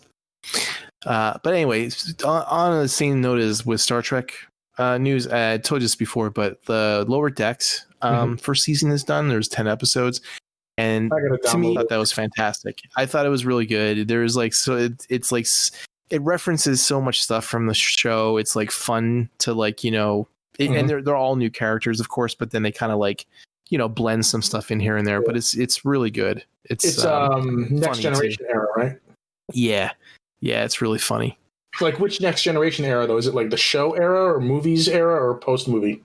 It is. I would say. Well, let's see. See, I'm not familiar with the whole fucking Stardate era that you could. It's I guess it would be right after the TV show when Riker became captain, or is that the movies? Yeah, he became captain in the movies, or after the third or fourth Next Generation movie. What was he captain of? The last one was. The Titan or something like that. Yeah, something like that. Yeah, it's right around that, right at that point. Oh, okay. So that far in, okay. But they don't really they reference people here and there and stuff, but it mostly focuses on these Lower Decks characters that are basically the schlubs of the fucking ship that have to do all the the grunt work. ensigns or what? Yeah, like cleaning up all the jizz out of the holodeck. There was one episode, and I'm not gonna spoil it for you or whatever, but one of the chicks, she's like works as like an ensign in like in med bay or whatever, but she's like an engineer, and she's like fucking wackadoo, but she creates a dog. It was out of like DNA strands, and she didn't really know what a dog was. Just like pictures, and it just has this fucking weird shit. You gotta watch it. It's probably one of the best subplots of like one of the shows. It's really funny. I saw a headline today that they are bringing in a major Star Trek character into the second season. Probably. I don't want to spoil anything for you. Yeah. So okay. I didn't want to tell you like what happens, during the show, because I didn't want to like spoil anything, because it's a really cool like, reveal and stuff, and better you try not to spoil it for yourself. Oh, okay. Yeah, I got to download those episodes, so I'll check them out. Yeah, pretty awesome. Let's see. I have important ones listed. I did mark a couple of them here. They're going to be making a Godzilla anime. It's going to be coming to Netflix next year. Another one? They're going to be doing a series actually in Netflix. It's going to be an original story, and it's not going to have any ties to the previous like animes that they did on Netflix. So what you're saying is it's not going to be a fucking snooze fest. Right. Right, exactly. Let's see. I don't understand how you can make anything Godzilla and have it be a snooze fest. That just seems. Did you watch it? No, I'm not disagreeing with you. Yeah, I'm just saying it's like, how can you have the coolest monster in the world? Well, here I'll tell you how they did it. Godzilla basically starts fucking killing everything, and they leave a spaceship and leave him on the planet. So then the story talks about all the people on the spaceship and then they go, fuck, we should probably turn around. So they're like, all right. So they turn around and go back. Right? Yeah, it was really dumb, man. Like I feel like when they left, the camera crew followed them, and I wanted them to follow the giant fucking lizard that was blowing everything the fuck up. Like, yeah. But then on top of that, they really, I don't know, like the whole King Ghidorah thing, the way they did it, like I don't know, man. It just, there was a little too much. And don't get me wrong, I don't need a all action like you'd have to show a fucking 6-year-old for him to be interesting. But like I do like story, but it's like, dude, sometimes enough story is enough story, man. Mm-hmm. Yeah. So they make their way back, and apparently thousands of years has passed, and Godzilla's dead at this point. So, fuck. Then they find out that Godzilla isn't actually under them, and he just wakes up and gets pissed off, and then there's like this whole ritual thing and some mecha stuff, and it was really boring. Didn't he like keep growing the entire time they were gone? So he's like just like huge. Yeah. Okay. It was just dumb. Okay. It was, and there was like this whole prophecy and mythology type of stuff that was wrapped around it, and I see. Like Mike was saying with the blood of Ghidorah, and it was just, I don't know, it was kind of stupid. So it's a good thing I missed it. Well, the fucked up part was that it was beautifully animated. I thought, like it looked great, but at some point, it was trash. 2 hours in, I'm going, all right, so what are we doing? Are we done with the Godzilla conversation? Yeah, we're done trashing Godzilla. Yeah, but hopefully, well, you said it's going to be a new story, so I don't know. I listen, man. So anytime. Well, I'm just saying, like, anytime Godzilla is involved in anything, I'm fucking watching it and hoping it's good. Like since I'm about 8 years old at this point, so I've seen just about every Godzilla, everything. So I'm more than happy to have more Godzilla. I just hope it's not. I just hope it's better. Well, so here's like get an idea of the creative team is comprised of Doraemon composer Kan Sawada, writer and editor To Enjoy, and renowned Studio Ghibli animator Eiji Yamamori did Princess Mononoke, Spirit Away, and The Wind Rises. He was working on the brand new Godzilla design for the show. So I guess it'd be like a Studio Ghibli type of Godzilla. It's well, I mean, like I like Studio Ghibli shit, but I don't know how to fuck them and got like imagine a Godzilla, a Studio Ghibli Godzilla. Just like clouds. Just a lot of clouds and trees and him. It's like he looks like a he's a fat smiling lizard. He's laying there in a pasture on his back, looking up at this clouds with a piece of straw in his mouth. Right, yeah. But he's being produced by the My Hero Academia studio Bones. Yeah. So I don't know. That's a good combo. I don't know what that is. My Hero Academia. I watched the first season. Levy has also. It's good. Mm-hmm. Yeah, it's good. It is good. I have high hopes, so I'll remain pessimistic. How'd you say? Optimistic or cautiously optimistic. Yeah, cautiously optimistic. Let's see. Oh, this is one of the good ones. I remember reading about this. So, Super High is going to be a comedy about weed that grants superpowers in the works. Andy Samberg and Craig Robinson. Yeah, and Common. I love Craig Robinson. He's so fucking funny. You can bet your ass is going to be stupid, but I'll watch it. It's going to be fucking hilarious. Yeah. The film is described as a superhero comedy where smoking a special strain of weed gives you superpowers. As silly as the premise may sound, sources tell the trade that a 7-figure deal was made for the script. Jesus. Wow. Study high, take the test high, get high scores. Basically, intriguing premise, one that making of great comedy, no release dates been revealed, and it's unclear when Super High will begin production with no director attached. So, yeah. Let's see. Oh, I wanted to go back to the animation thing real quick. I was reading on Twitter. Was it this morning, I think, or yesterday? Someone had posted something about how they wish that animators would go back to like old school animation, like hand-drawn animation. Hand-drawn, yeah. And it was intriguing was that some of the animators from Castlevania like spoke up about it, and they're like from an animation studio in Texas, right? And they're like, listen, they're like, just because it isn't on a piece of paper doesn't mean that it's not hand drawn. He's like, we're there with tablets, like hand drawing like every frame. He's like, there's no click a button, make animation, go. Yeah. It's like, he's like, we're still hand drawing everything. He's like, it's just like some of the compositing and other stuff is like done, through 3D. He's like, but we hand draw everything for that series. He's like, and the backgrounds are all hand drawn and everything on digital stuff. And I was like, wow. I'm like, he's like, I think he said he thinks the problem is that a lot of, I can't remember who the guys' names were, but it was a couple of them. They said that the problem is that a lot of the real quick, shitty 3D versions of animation came out, and people look at that, and they look at something that's kind of crisp and clean compared to like 80s, 90s anime, and they go, oh, this must be the same shitty 3D CGI that was made with like the other shitty 3D CGI. And when they realize that there's like hundreds of thousands of frames that were hand drawn, they just can't wrap their head around it. So they just think it's automatically done by a computer. So yeah, that's because they're idiots. Well, I mean, I watched Castlevania a whole bunch of times, and I could tell it definitely was like there were parts of it that were hand drawn, but I could tell there's like 3D stuff in it too. Sure, but to find out that like all of it's hand drawn and it's just compositing is 3D, then that's pretty impressive. Yeah, it is impressive.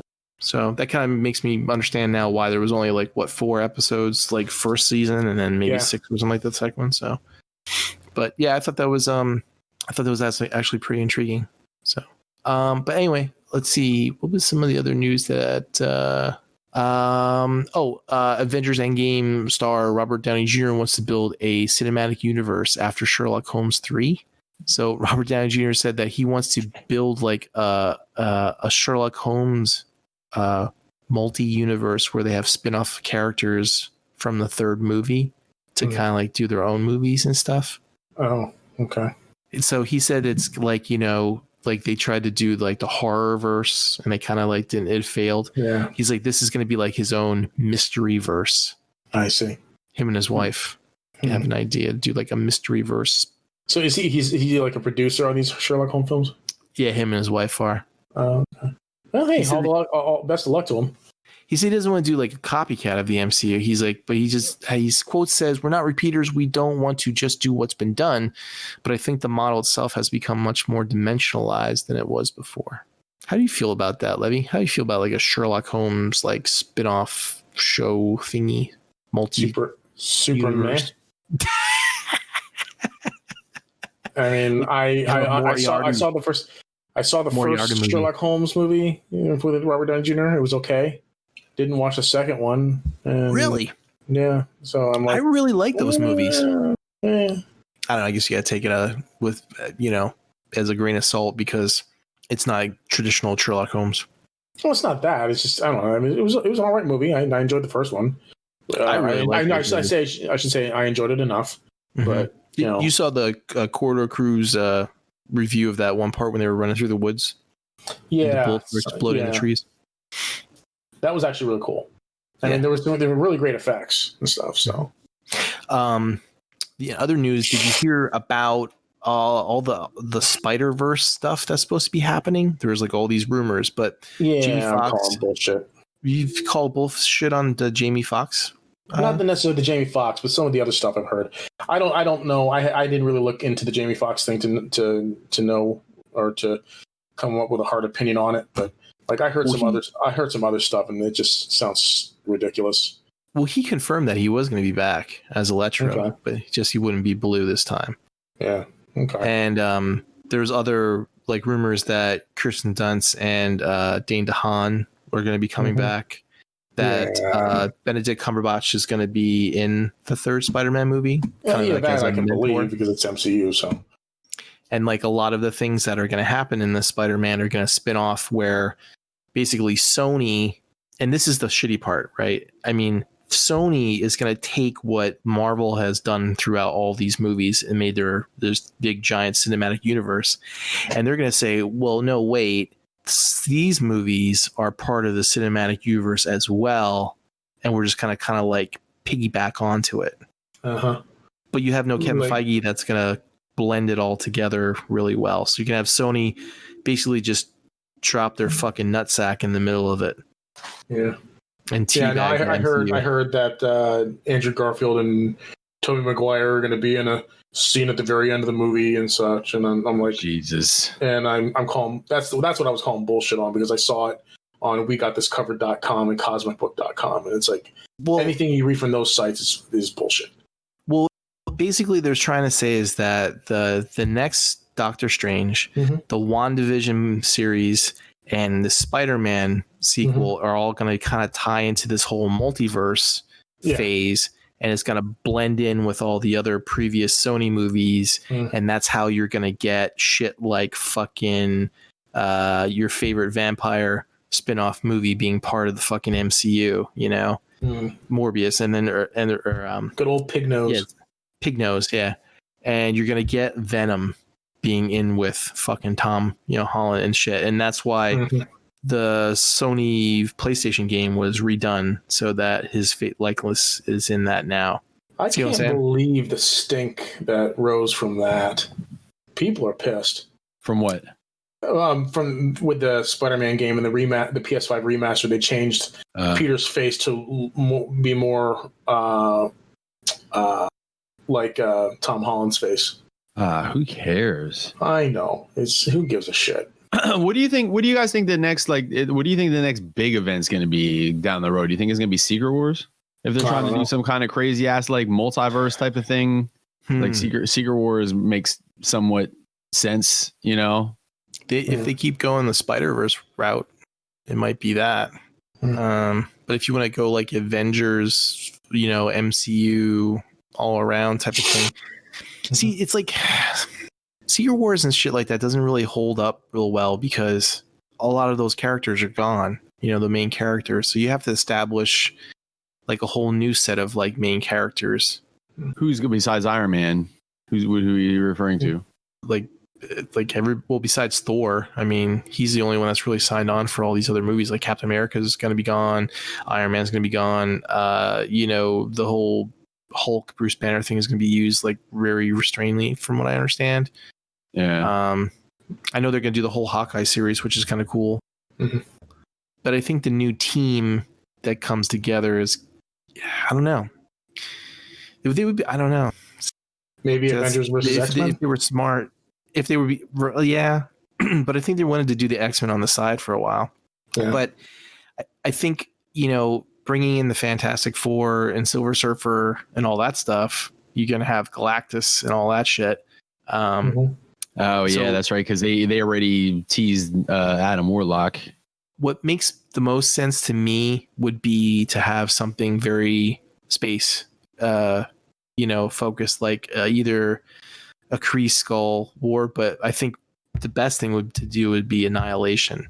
That was awesome because that tied in Fantastic Four, Guardians of the Galaxy, Thanos. Everything. It was really, really, really, really good. So that's what I want to see. Let's see what else was the other. There was another. Speaking about tying in all the characters and stuff, that movie with Spider-Man, Winter Soldier, fucking Batman that was on Netflix. What was that called? There was a trailer for that we looked Wait, at. what? Oh, the one where Batman was a creeper. What's his face? He was a preacher. Yeah. I Wait, can't remember. I know what say you're it talking again? about though. Not Spider-Man and Batman and the Winter Soldier, actors. people that play him and shit. Oh, Pattinson, where he's a real creepy bastard, man. He had it in there a couple weeks ago. Let me see. I think that was in 101. Let me look at the notes. It was.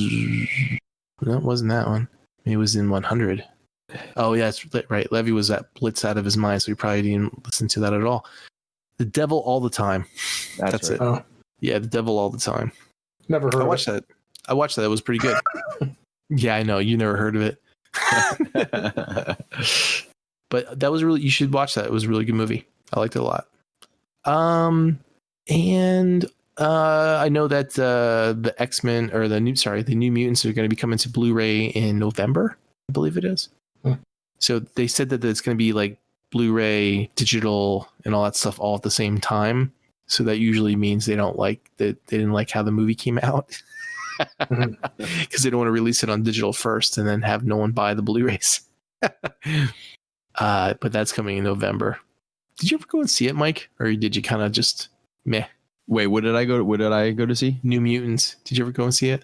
Man, everybody shit on it so bad. I'm like, I'll just see it when it comes out on whatever, when it's on TV.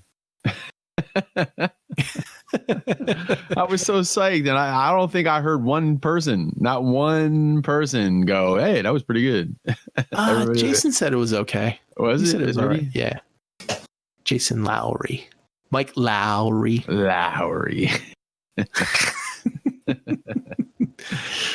By the way, this just came across the computer, but how funny was it that Nick Foles beat Tom Brady again? That was pretty awesome. And then he wouldn't shake his hand. And he wouldn't shake his still hand wouldn't shake again. his hand. He is such a bitch. Dude. All he did by going to Tampa, now they gave me 3 teams to hate now: the Cowboys, the Patriots, and the Bucks. Yeah. Well, it's the game gets a little harder when you don't have like a documentary made of the fucking other team before you're ready to play them that week. Yeah, right.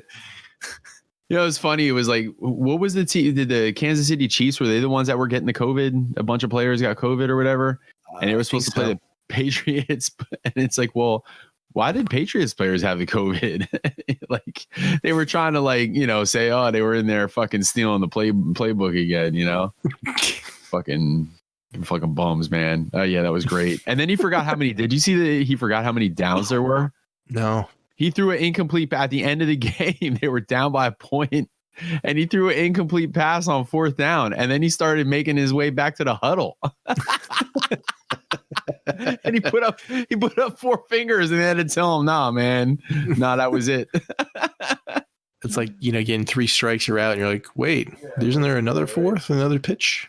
The one they did that to me one time at softball. There is a rule. There's a home run rule. You're only allowed your team is given 5 home runs. So and I hit one out, and I trot. I was taking my good old fucking time trotting around because I don't really hit a whole lot of home runs, you know. So I was taking my good old time trotting around the fucking bases, and I got to like third base, and they're like, "Yeah, that was number 6." You fucking assholes! Man. So it was an out. It was basically they only trot out an out. And you're like, "Aw." Yeah, I did. I went and I sat with the other team. What's next, Jed? Levy, tell me about the news article that you shared with me about Green Lantern. Well, it's coming to HBO Max. I saw it. It's going to be featuring Guy Gardner, Sinestro, Alan Scott, Simon Baz. What's her, the woman's name? Jessica Cruz. A lot of the lesser known Green Lanterns. Well, not necessarily lesser known, but the non Hal Jordan and non Kyle Rayner, non John Stewart Green Lanterns. So no Hal Jordan, no John Stewart. Mm-hmm. No Kyle Rayner. Okay, so it's just going to be the other core, like on OA or something like that. It says that they're going to have it's going to feature stories of about Alan Scott, Kilowog, Guy Gardner, Jessica Cruz, Simon Baz, which is cool. I like those characters. I mean, I don't know anything about Simon Baz or Jessica Cruz, but I love Kilowog. I think Kilowog's awesome. Alan Scott's all right. But are we gonna have like Burr, like the squirrel or the raccoon or whatever, like Chip? I don't know. Doesn't say anything about that, but okay. Chip was the squirrel, like the Green Lantern squirrel. Yeah, and it's going to be a live action series, and there's no word yet if it will share continuity with Zack Snyder's Justice League universe. So interesting. But it's going to be co-written by Graham Smith. Or wait, no, what's his name? That's just his last name. Jim Smith. He's going to Seth Graham Smith, and he's going to be the showrunner, and it's going to be co-written by him and Arrowverse architect Mark Guggenheim. Interesting. I wonder if they're going to include Diggle then. I don't know. As John Stewart, maybe. That's quite interesting. So yeah. But it says fans might notice a few major names missing from this description, as the series doesn't seem to be including DC Comics mainstays like Hal Jordan, John Stewart, or Kyle Rayner. They probably have plans for them to fuck them up in live action movies somehow. Well, I hope it comes out good. I'll watch it. Yeah. Well, I'm a big fan of Green Lantern, so Guy Gardner's like interesting enough. I mean, he could be a pretty good, solo story arc. He's actually my least favorite Lantern, but yeah, you probably haven't read the right stories then, because he's actually quite interesting as a character instead of just being the dumb fucking bowl haircut Mo that he was originally. That's all I've ever seen of him. Yeah, he was like an obnoxious jerk with a power ring. Yeah, once he gets the yellow ring and then goes on from there, it's a better story arc for him. Yeah. And then the Black Lanterns, you remember those guys, right? You read about that? In Blackest Night, yeah. Those are basically, resurrected old fucking heroes. Mm-hmm. Yeah. That died. Yep. That's all the news I got. On the NVIDIA 3000 series graphics cards, you ever hear of EVGA? EVGA, the company? Yeah. Yeah, it's what the card that I have. They 1080 make Ti is that. Yeah, they make computer components and third-party partner cards and whatnot. So they actually have come up with they came up with a plan to put people who have selected auto notify for their 3000 series cards, like to get an auto email alert when something comes in stock. They have put everybody's name into a queue. So when the cards become available, the next person in line, according to timestamp of when they selected auto notify, they'll get a specific email addressed just to them to let them know this card's in stock. You have 5 hours to put an order in for it. And if you don't, it goes back into that particular card goes back into the queue and becomes available for someone else. So that should hopefully reduce, if not eliminate, bots. That's interesting.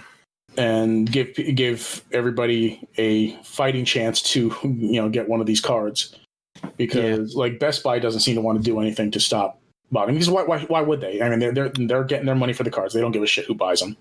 Or they could just open pre-orders up and fucking do it the normal way. Yeah, but even if you open up the pre-orders, the bots are still going to scoop them all up, just like they did GI Joes. Hey, yeah, but you put a limit on it, like per household, whatever. You can say like only one per they've user. done that already. They come up with a million freaking emails and just scoop them up that way, like instantaneously. Yeah, I know how they do it. Levy, I'm just saying that, a lot of times if you get a pre-order and the company sells that many, you can still get your pre-order in. It's just that you don't limit the pre-order. That's all.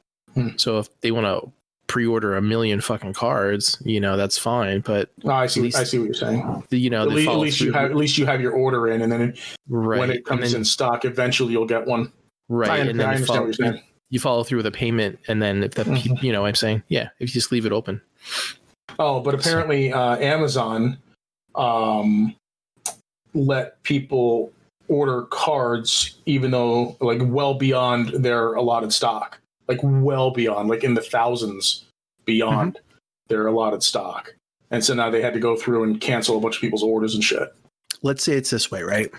So let's say Mike comes out with the greatest T-shirt known to man, and everyone goes crazy, and he runs out of stock. He's like, fuck. So he does the second run, but instead of doing it as a run, he's like, I'm just going to take pre-orders because I have hundreds and hundreds of people asking for this, right?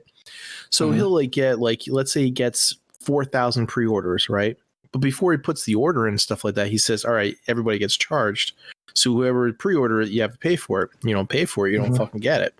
So maybe 700 of those people actually pay for it out of the 1,000. So at least you're already getting your money before you actually put the product to to the fucking screws where it's actually being made. Yeah. So I don't see why NVIDIA or any other company that does that stuff can do it. I think the problem is that there's a shortage of either materials and or manpower to make these cards. So they're pushing out as much as they can at a time, and then instead of doing a whole big huge run of them and waiting months, they want people to have the cards right away. Yeah, but they still just end up putting them right in the hands of bots, because they just post them on the site as soon as they become available, and those bots are just constantly monitoring the site for changes. As soon as something comes up, boom, they snatch it up, and you still can't get them. Yeah, and they don't care. I think they just want to make sure they get them out to the developers that are making these games, so they can develop the games for them. Yeah. So, but I mean, like I said, EVGA is taking steps to try and help mitigate that. So, good on them. I also have another story in my weird news about another graphics card manufacturer that was kind of interesting. Let's get to it, man. All right. Well, we ready? Yep. Okay. So, oops. All right. So, what's next? Weird news. So, I have two stories tonight. The first one I call Everyday MSI is Hustlin'. And let's see here. This comes from a website called videocards.com. And the PC parts manufacturer MSI, MicroStar International, has been accused of selling GeForce RTX 3080 and 3090 cards on eBay at a much higher price, basically scalping their own cards. That'd be awesome. And what happened was there's a company called Starlit Partner that has been on eBay, and I think maybe on Amazon, that have been selling I think it was just 3080 cards, not 3090 cards, but they were selling RTX 3080 graphics cards for double the price, double the MSRP at like $1,350, or $1,400.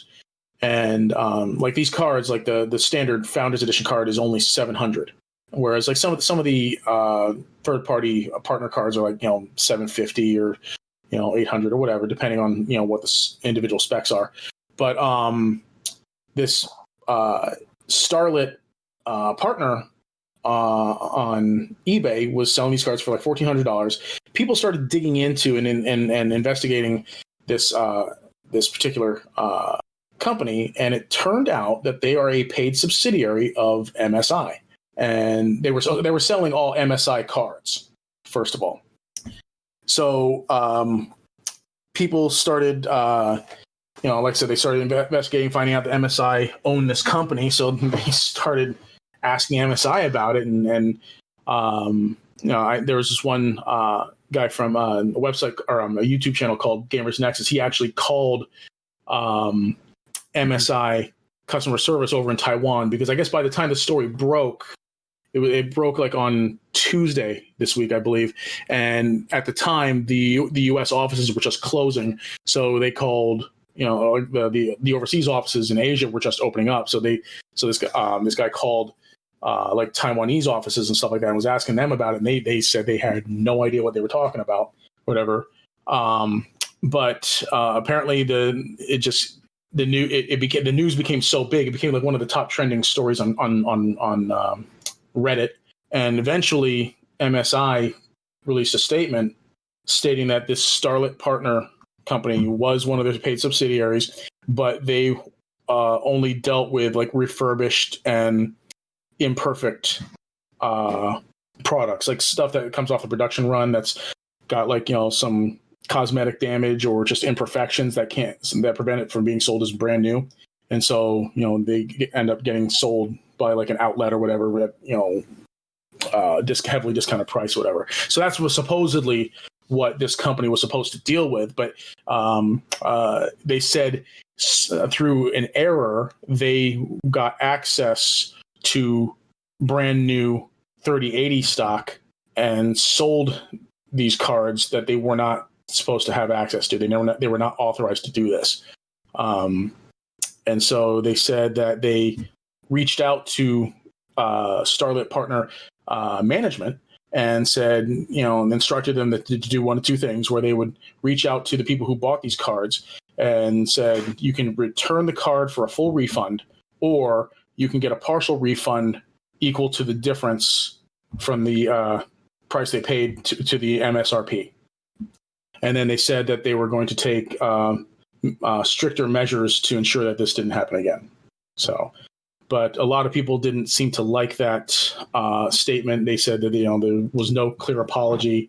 There wasn't any real transparency in it and stuff like that. And a lot of people are calling bullshit on their explanation that this subsidiary only dealt in refurbished and imperfect product, because they said that they've gotten brand new product from them, like RTX 20,000 series cards and such. So MSI seems to be in a bit of hot water right now. And they also had another issue that just happened a couple of months ago that made them look really shady. I don't remember the details on that, but that and now this issue, consumer trust in their brand is slipping dramatically. So people are very unhappy with MSI right now. There was years ago when I used to work for this other company, this ISP, there was this guy that came, it was sort of similar, but this guy came in to work in the networking group, and when like a few people weren't looking, he grabbed a whole bunch of rack mounted like servers and stuff and fucking stole them. And about a week later, he tried to sell them to a subsidiary of the ISP that was a partner of the cable company, because they thought they were competitors, but it was just another. And he's like, hey man, do you want to buy some of these rack mount servers that I got? And they're like, let me go talk to somebody real quick about it. And they're like, hey, are you guys missing servers? And we're like, yeah. And they're like, well, this guy's trying to sell them to us. So then the funniest part was when the guy came in, or he didn't come in, like a couple of days later, there was a phone call. So on the message, he goes, I'm not going to be able to make it into work today. I'm in jail.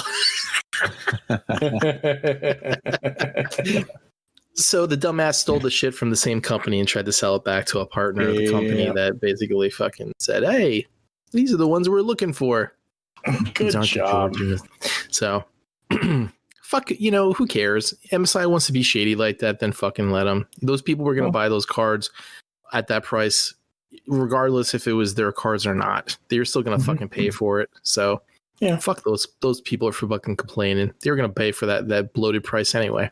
Yeah, but it's just the fact that MSI is scalping their own cards. Fuck that. Who cares? Who cares? It's shitty.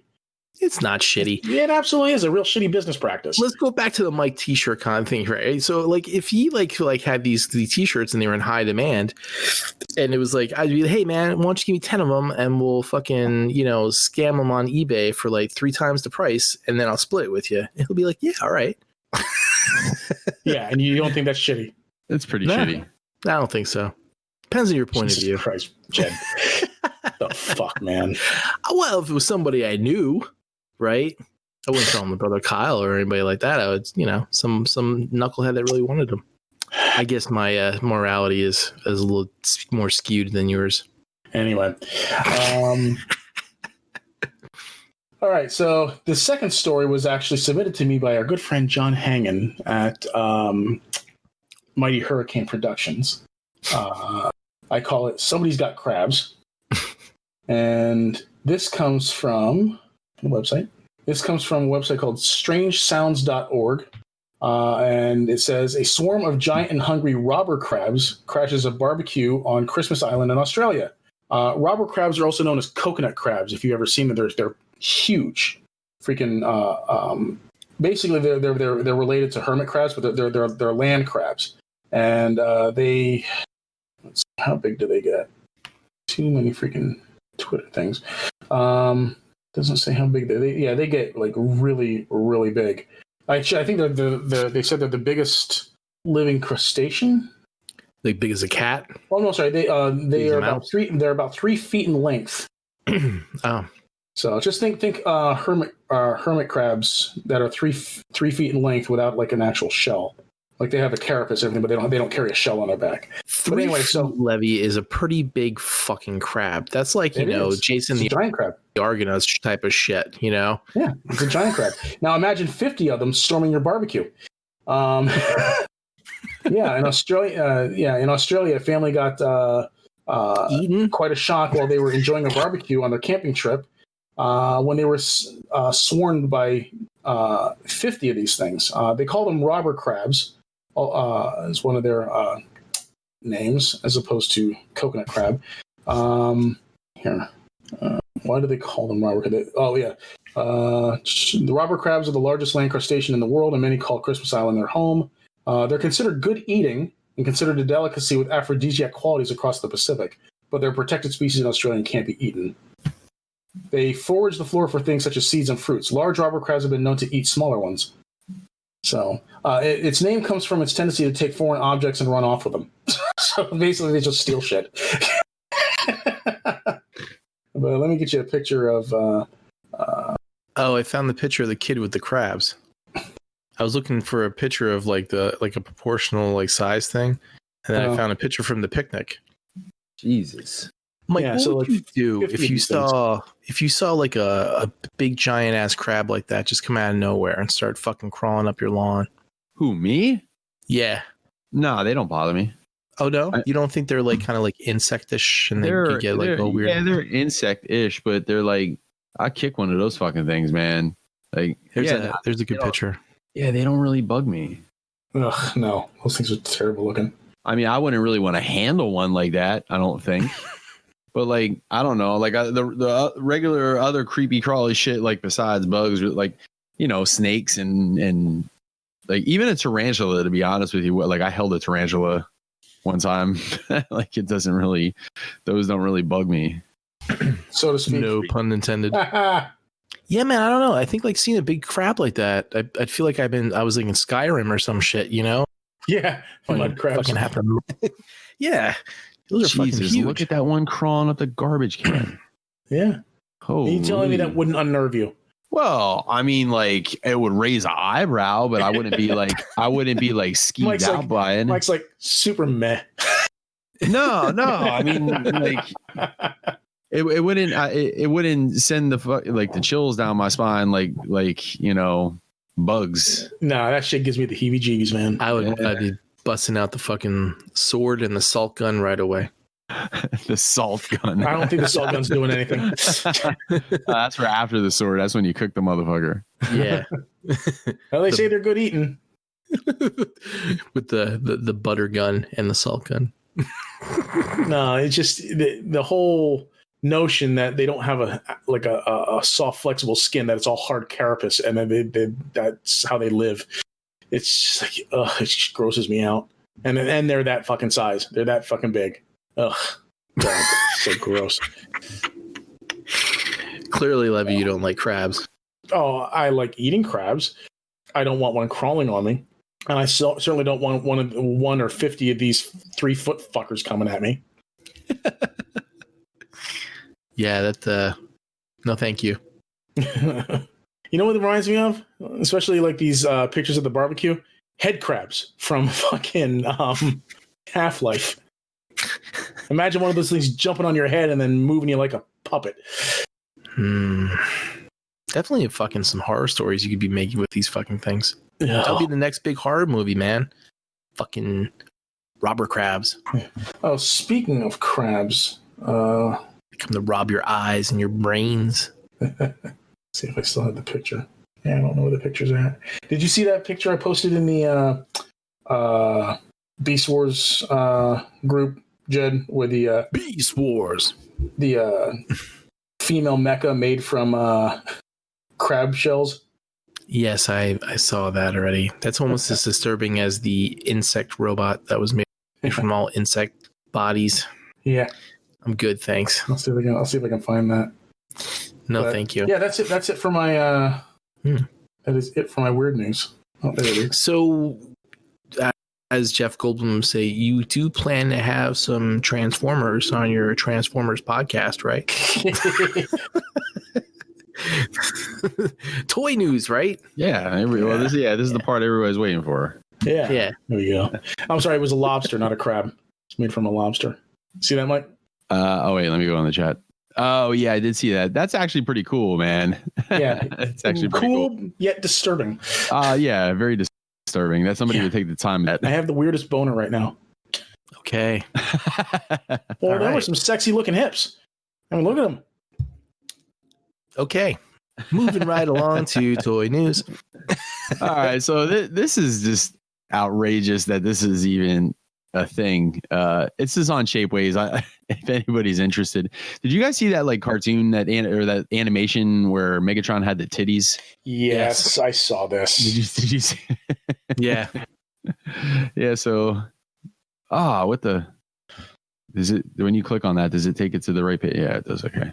Yeah. So there's some Shapeways Megatron titties. It's for the Magic Square B36 Doomsday. If you want to put some. I like how it, like in the picture below here, it has the Decepticon symbols on each one. Yeah. Now I need to know why did neither of you give me this idea? We could have been rolling in it. We could be rolling in it by now. Yeah, you're rolling in it. All right. Look, there's 48 likes there on that one. What was the total? 127 people. That's a third of that. Rolling. I'm sure they're all buying it. All right. We've given that enough coverage already. Yeah. So that was more than it deserved. Mm-hmm. So there's a new company called Trojan Horse that is putting out. So we've seen the G1 Transformers that were given beast modes. So now this Trojan Horse is actually doing Beast Wars Transformers that have like G1 alt modes or like more vehicle alt modes. And we have a Waspinator helicopter. Hang on, I'm putting that in the chat. Waspinator helicopter and the Dinobot that turns into like that truck looking thing. Yeah, I think I've seen these. Yeah, these are actually kind of cool, huh? Yeah. There, now we've officially covered like Beast Wars shit. So my post is super relevant. Yeah, man. Oh yeah, Dinobot transforms into that same vehicle that Bone Crusher did in the first movie. Yeah, except he looks like Minesweeper. This Dinobot looks cooler. Yeah, these are neat, man. I like the Waspinator. Wait, is there a color pic? Yeah, they have a couple color pictures of Waspinator. I like how they. I like how they did it. That Waspinator actually looks really cool. Yeah, it does look cool. I mean, nothing I would buy. because it just doesn't fit in with anything. But it's definitely cool, unique. I wonder if they're gonna go on with them. I guess I'll have to see how these sell. Yeah. And who makes these? It is a company called Trojan Horse. Okay. Yeah. All right. Let's see what we got next. So this ain't even a transformer, but I just thought it was really cool looking. I actually posted it on the Reflector Files page too. It's that jet that turns into the robot from what was it called? Jed No Sky 30 or No Sky 2035 or some shit, right? I think you're pretty. Yeah, either you're right or you're real close. Or I'm real close. Yeah, This is pretty cool looking, man. It's kind of it's Robotech-y, isn't it? It looks Gundam-ish. Gundam, right. Yeah. Is this the same one, the yellow one? I think it's a repaint. Yeah. Yeah. Okay. Yeah. Because at first I thought it looked like it might have been an F-22 Raptor, but yeah, no, I noticed the stabilizers in the front there. How long before this company gives these guys Seeker repaints? I wouldn't think it would be too long. I don't know. Well, this is based off the official Chinese jet. So I didn't know that they partnered with it's TFC that makes these, and I don't know if they're gonna do that or not. I was tempted to pre-order this one, but I mean, it's like 210, I think it is. Mm-hmm. Did you see anywhere like where the size is it like a masterpiece scaled? I guess would that be like a Seeker size jet or Seeker size robot too? It is. Yeah, it's like a masterpiece size. Yeah, it's pretty cool, man. It's pretty cool.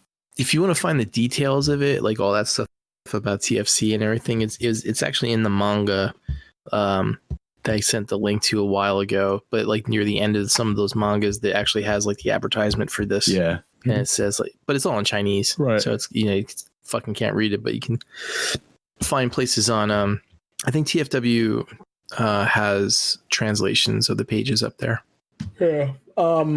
The underside of this jet mode actually looks reasonably clean. It's not perfect, but it does have less kibbly looking stuff than other jet transformers I've seen. It doesn't. You mean it doesn't look like a robot? It doesn't look like a robot doing a cannonball. Yeah. It doesn't look like a thing with a robot underneath it. Right. But it's no MPO3. But no, I mean the MPO3 was absolutely perfect. Yeah, it was. I mean, they have it's like it matches the design from the manga and of course it matches the jet from real life and stuff. But as this being something from a Robotech or a Macross or a Transformers thing, I don't really see it. If anything, it kind of reminds me more of the Nightverse.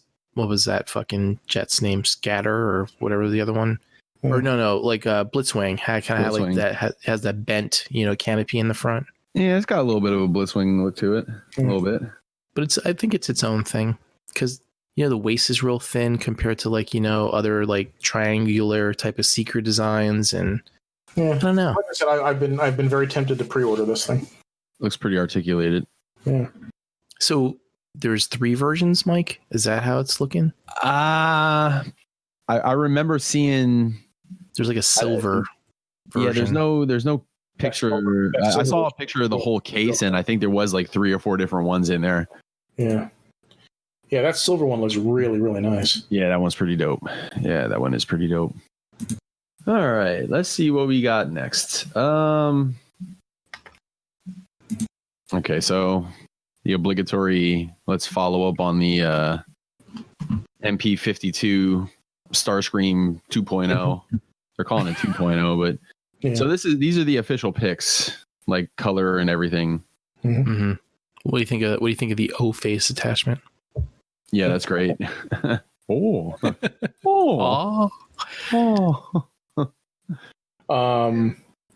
This just went up for pre-order today on Hasbro Pulse.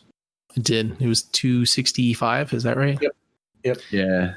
Ami, it's 204. I'm gonna say Japan. I don't know if it got on Amazon Japan yet or not. I mean, honestly, $200. It's about the same price as the old MP11. Well, it's exactly the same price That's what we paid. A few dollars more, but yeah, I mean, for that price, I wouldn't mind buying this if I had to have a modern looking Seeker. But I mean, I already got the Make Toys, so I don't need it. If I didn't have them, then yeah, I would buy this from Ami Ami. Yeah, if the Make Toys ones didn't come out, like if we're still sitting on those MP11s, this would be an absolute no-brainer. But man, the Make Toys ones are pretty good, man. They got a. By the way, like a couple people were pointing this out. It doesn't look like it's gonna have a waist swivel because of the way it's designed. Yeah. Unless the waist swivel is inside and you can actually get the canopy like past where the red and where his waist piece is and stuff, like inside of it, I guess. But it doesn't look. There's no picture showing that off. So he's got an ab crunch. Yeah. And that's cool, but I don't know. I don't like the fact that there's no swivel. And also, it looks like, and you can't be for sure, but I'm just going by the pictures I'm seeing here. It looks like the ankle rocker is going to be really limited. Yeah. And I mean, seeing as how the MP11s had no ankle rocker, I guess even a limited one is okay, but this one looks really super limited. Yeah, like there's no hinge on the inside. Right. Like, to give it extra clearance. Yeah. So that little bit that you see there in that one picture where he's shooting Megatron there. Yeah. That's all you get. Yeah, I mean, it's cool, but I just can't see replacing them. The Make Toys ones really kind of have like that anime look to them. Like they're, I don't know. They look cool, man. I mean, this thing looks cool, but the Make Toys ones to me, like if I had to choose between the two of them, I'd still probably pick that one. Is it just me or maybe the photos? But I don't like the color for some reason. Like the gray is too gray, too dark gray. for me, too gray, and then like the blues are a little bit. It's like I feel like the blues and the reds are like a little bit too. I'm trying to saturated. find them. Too saturated. Thank you. Yeah, I don't know if that's the photo or if it's actually the figure, but yeah, I don't it like could the just be the colors. photo. But if that's exactly what I could see where you would have a beef with that because Has anybody seen a picture of the back of this thing in robot mode? Yeah, there is a picture of it. I don't know if it's in this particular post, but there is one. Yeah, I've seen it today or yesterday. It looks good. It looks decent. The only way I'm going to end up getting in on this mold is if Make Toys never comes through with the cone heads, and then these guys eventually do the obligatory, cone heads. Yeah. And if they do any rainmakers that haven't already been done. The other thing that that's different, of course, from the Make Toys is that it's the canopy. Like you got a clear canopy with the MP, but with the Make Toys, it's like frosted. Oh, here you go, Levy. I'll get that picture up for you. Discord. So there you go, Levy. That's the back. It's not so bad. That's a lot cleaner than some of the more recent stuff. But I mean, having a Kibble back doesn't usually bother me too much. But it's just nice to see that they're making some sort of effort. I'm not buying it. Nah, me neither. No, I'm not getting it. Like I said, I had the Make Toys. I don't need them. Did you see the one with the underside? Picture of the underside, Levy? You're always into like, how clean is the bottom looking. Yeah, that's not clean at all. But that is somewhat animation accurate, I think. But yeah, that's definitely looks like a plane with a robot underneath. I know Nate and Brother Kyle already pre-ordered it, so yeah. They didn't have the Make Toys ones? Brother Kyle did not. I'm sure Nate did, but Nate does, but Brother Kyle doesn't. Yeah, I'm not into it. I'm not getting it. No, sir. I don't. You have the Make Toys, right? Yep. Just Starscream. So hopefully we'll be seeing a Thundercracker and a Skywarp real soon, and then I can pick up the other two Make Toys. Yeah. I can't believe how expensive they got, man. Well, I've already seen people trying to sell their Make Toy Starscream now already for like $250. Yeah. On eBay. So that was before like $350. So they definitely dropped it down. Oh shit! Yeah, that's the beautiful thing about Hasbro doing these is that people will finally be able to get a hold of Make Toys once for a reasonable price. Yeah, but this isn't something that just like knocks it out of the park. Like where people were saying before about like Prime, the new Optimus Prime fucking mold and how it can fucking, you put his toe in his mouth and shit like that, how great it is. And, it's worth $405,000. This is like, meh. It's either if you have the Make Toys thing, you're like, oh, I'm good with that. Or you look at this and maybe people don't have, MP11 or whatever. And they're like, oh, this is great because it's official. But there's nothing here that says to me like, this is fantastic. I have to have this because it's the engineering and Hasbro has done it again. And, it just doesn't do it I don't see anything in this at all that does that for me. I hear you. I'm kind of curious as to how different it would be if Starscream was just was the only jet, the only seeker. Like, when Prime comes out, it's like, all right, I have to figure out whether or not I want to replace my MP10 or, my, Toy World Orion or whatever it is that they had in place of their Optimus Prime. Or like when Megatron, you had Apollyon or you had Despotron or who the hell was the other one? Mitron. Like you had one of those and then the MP36 comes out. So then you're like trying to figure out whether or not you want to replace one of those. But like, the Starscream shows up, at very least the Thundercracker and a Skywarp are coming. And then you're kind of thinking, well, then probably Dirge, Ramjet, and a Thrust. Yeah. So you're not only weighing whether or not you're replacing Starscream, you're already, 6 steps ahead. Like, holy fuck, am I going to replace, $1,500 worth of shit? Yeah. Mm-hmm. And if you get this Starscream, now you're between $600 and $1,200 in already. Yeah, you're locked in. Yeah. Depending on your dedication to the Seeker mold. Right. So, I'm sure that also weighs in on the decision. Yeah. Like if you have all the Make Toys and you're into letting that go so that you can get it with the new stuff that's coming out and just swap it out, you should be able to break even, I'm thinking. Yeah, I guess. But you still got to go through all that. I don't know.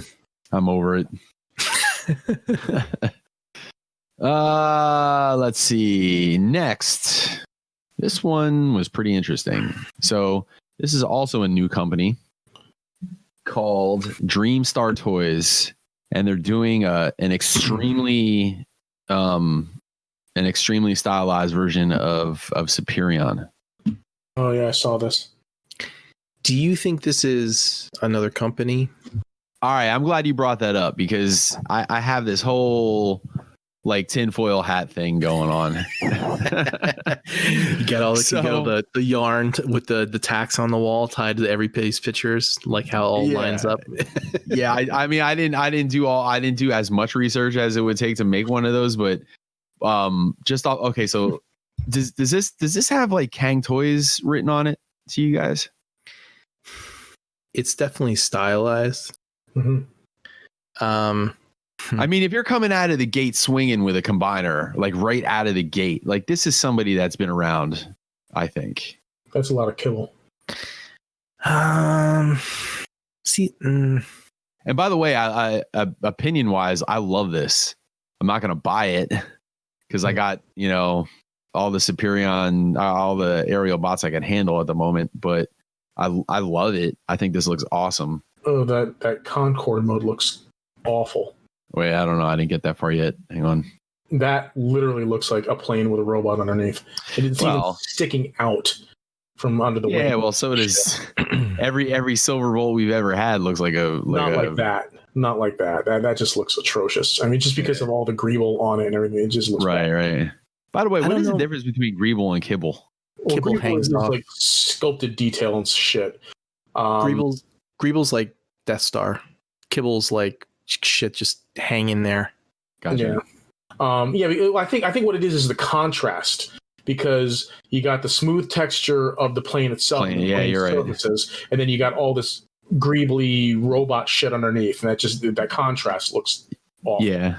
I think they count on mostly people who would just be buying this for the robots and for the combiner, I guess. Yeah, I don't know. I like having some effort put into all modes. Yeah. I don't like when things are designed with the expectation of, it's like, well, we're just going to make this mode look great because that's the mode everyone's going to put it in. All right. Well, let me get back to my tinfoil hat thing real quick. So I'm gonna run a couple things by you guys. So there's this new company, and I put "new" in air quotes. Dreamstar Toys. So they got this, stylized Superion, right? But I think we can all maybe think that this is probably another company that's been out, and they're just doing this under a different name, possibly. Or do we think that that's a possibility? So I can see why you would think it might be like Kang Toys, because like, the stylized, Predacons that are coming out, but they have more like, what's the word I'm looking for? Like piping, and it's like cleaner, This has like a lot of small detail stuff that's like added on, like Levy was saying, it's greeble. Right. So if anything, I'm not pointing right at Kang Toys only. I'm just saying, like, right. I was gonna say, it's like Warbitron, or what was it, Generation Toy? Is that what it was? Right. Yeah. So I would lean more that way than Kang Toys. Regardless of who it might be, but we do kind of agree that we probably think it's somebody that's been in the game for a little bit, and they got this new this new name. All right. So let's go back to Kang Toys for a second. Kang Toys was originally teased, those Predacons, the Kang Toys Predacons were originally teased by Toy Worlds, right? Mm-hmm. I think so. Okay, right. And then they ended up in a little bit of trouble or some shit, and then Kang Toys came out of nowhere. The Zeta Unicron was teased, and then they kind of dropped off the face of the earth and showed back up under Studio Cell, right? Then, and this is the next piece of toy news, and we can kind of like piggyback this shit, but I'm going to put another link in. The Zeta Raiden is no longer Zeta. Now it's a company called, wait, who's putting this out? Moon Studios Radiatron. And it used to be the Zeta Toys Moonwalker, I think it was called. But this is definitely the Zeta Raiden. Did I have another example of that? I probably do, but I'm probably forgetting it. Anyway, so what I'm getting at is that there's like, companies are kind of like disappearing and showing up under new names and all that kind of stuff. And I'm tying that all to the rumor that was going around about like where somebody had posted that a couple of overseas sellers were no longer carrying Fanstoy shit after Astro Train. And every time something like that happens, everybody's like, oh my God, third party is going to end, which I don't think it's going to. But it makes you wonder why all these companies are like changing their names all the time. Does it not? I would assume that the number one reason why would be because of legal issues. Yeah. Well, or trying to avoid legal issues, like preemptively. The other thing was, let's see, originally was Generation Toy was supposed to be Warbitron. Was that what their company name was supposed to be? Right. It was supposed to be Warbitron, but then shit got twisted. And then I think I don't know if the company was supposed to be named Warbitron. I think the Bruticus was supposed to be named Warbitron. And then they ended up with that as a company name.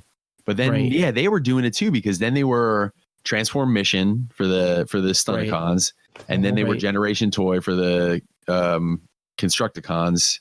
Right.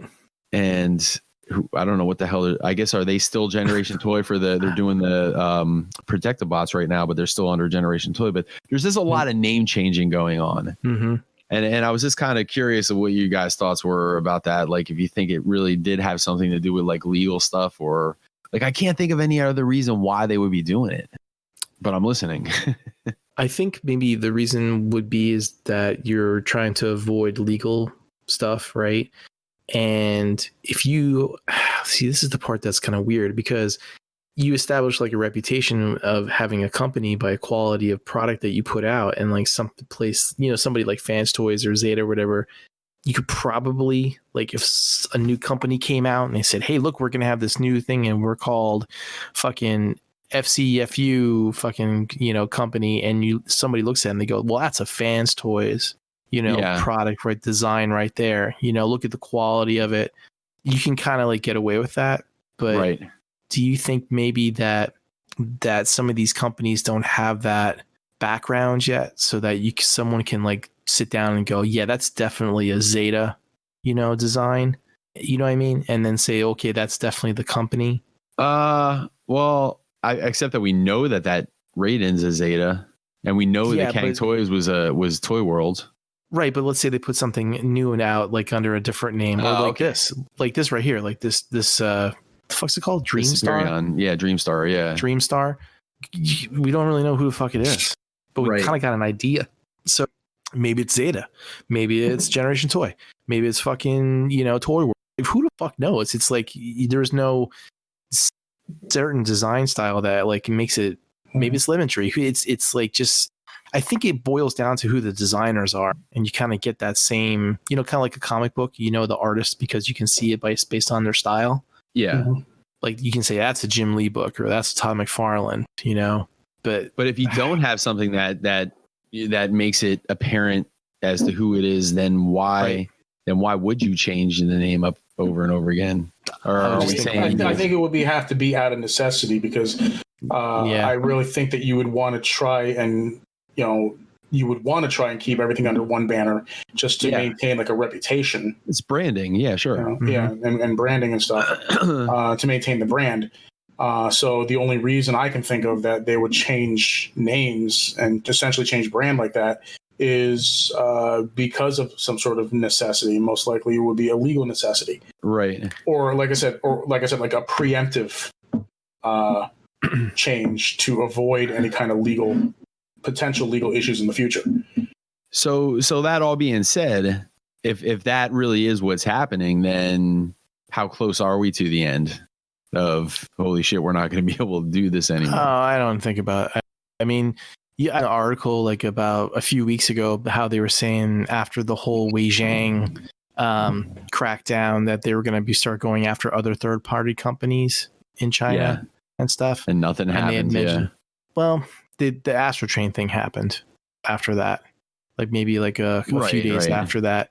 So maybe the thing is that they go after the people that are actually selling this shit, like the distributors, and they say, hey, listen, if you fucking sell any more Fans Toys, if you sell any more fucking Zeta or Generation Toy stuff, you're going to get busted and shut down or whatever, some type of repercussion, right? Or we're not going to, or like if it's Hasbro telling them this, you're not going to be able to sell any of our product. Right. We're not going to sell our product. So now they can say, well, we don't carry Zeta anymore. We carry Moon Studios. Right. Or Dreamstar. Yeah, exactly. And then every time they release something, it'll be something different. They have to be told again. Yeah, right. Yeah. Okay, well, now you're not allowed to sell Dreamstar. Right.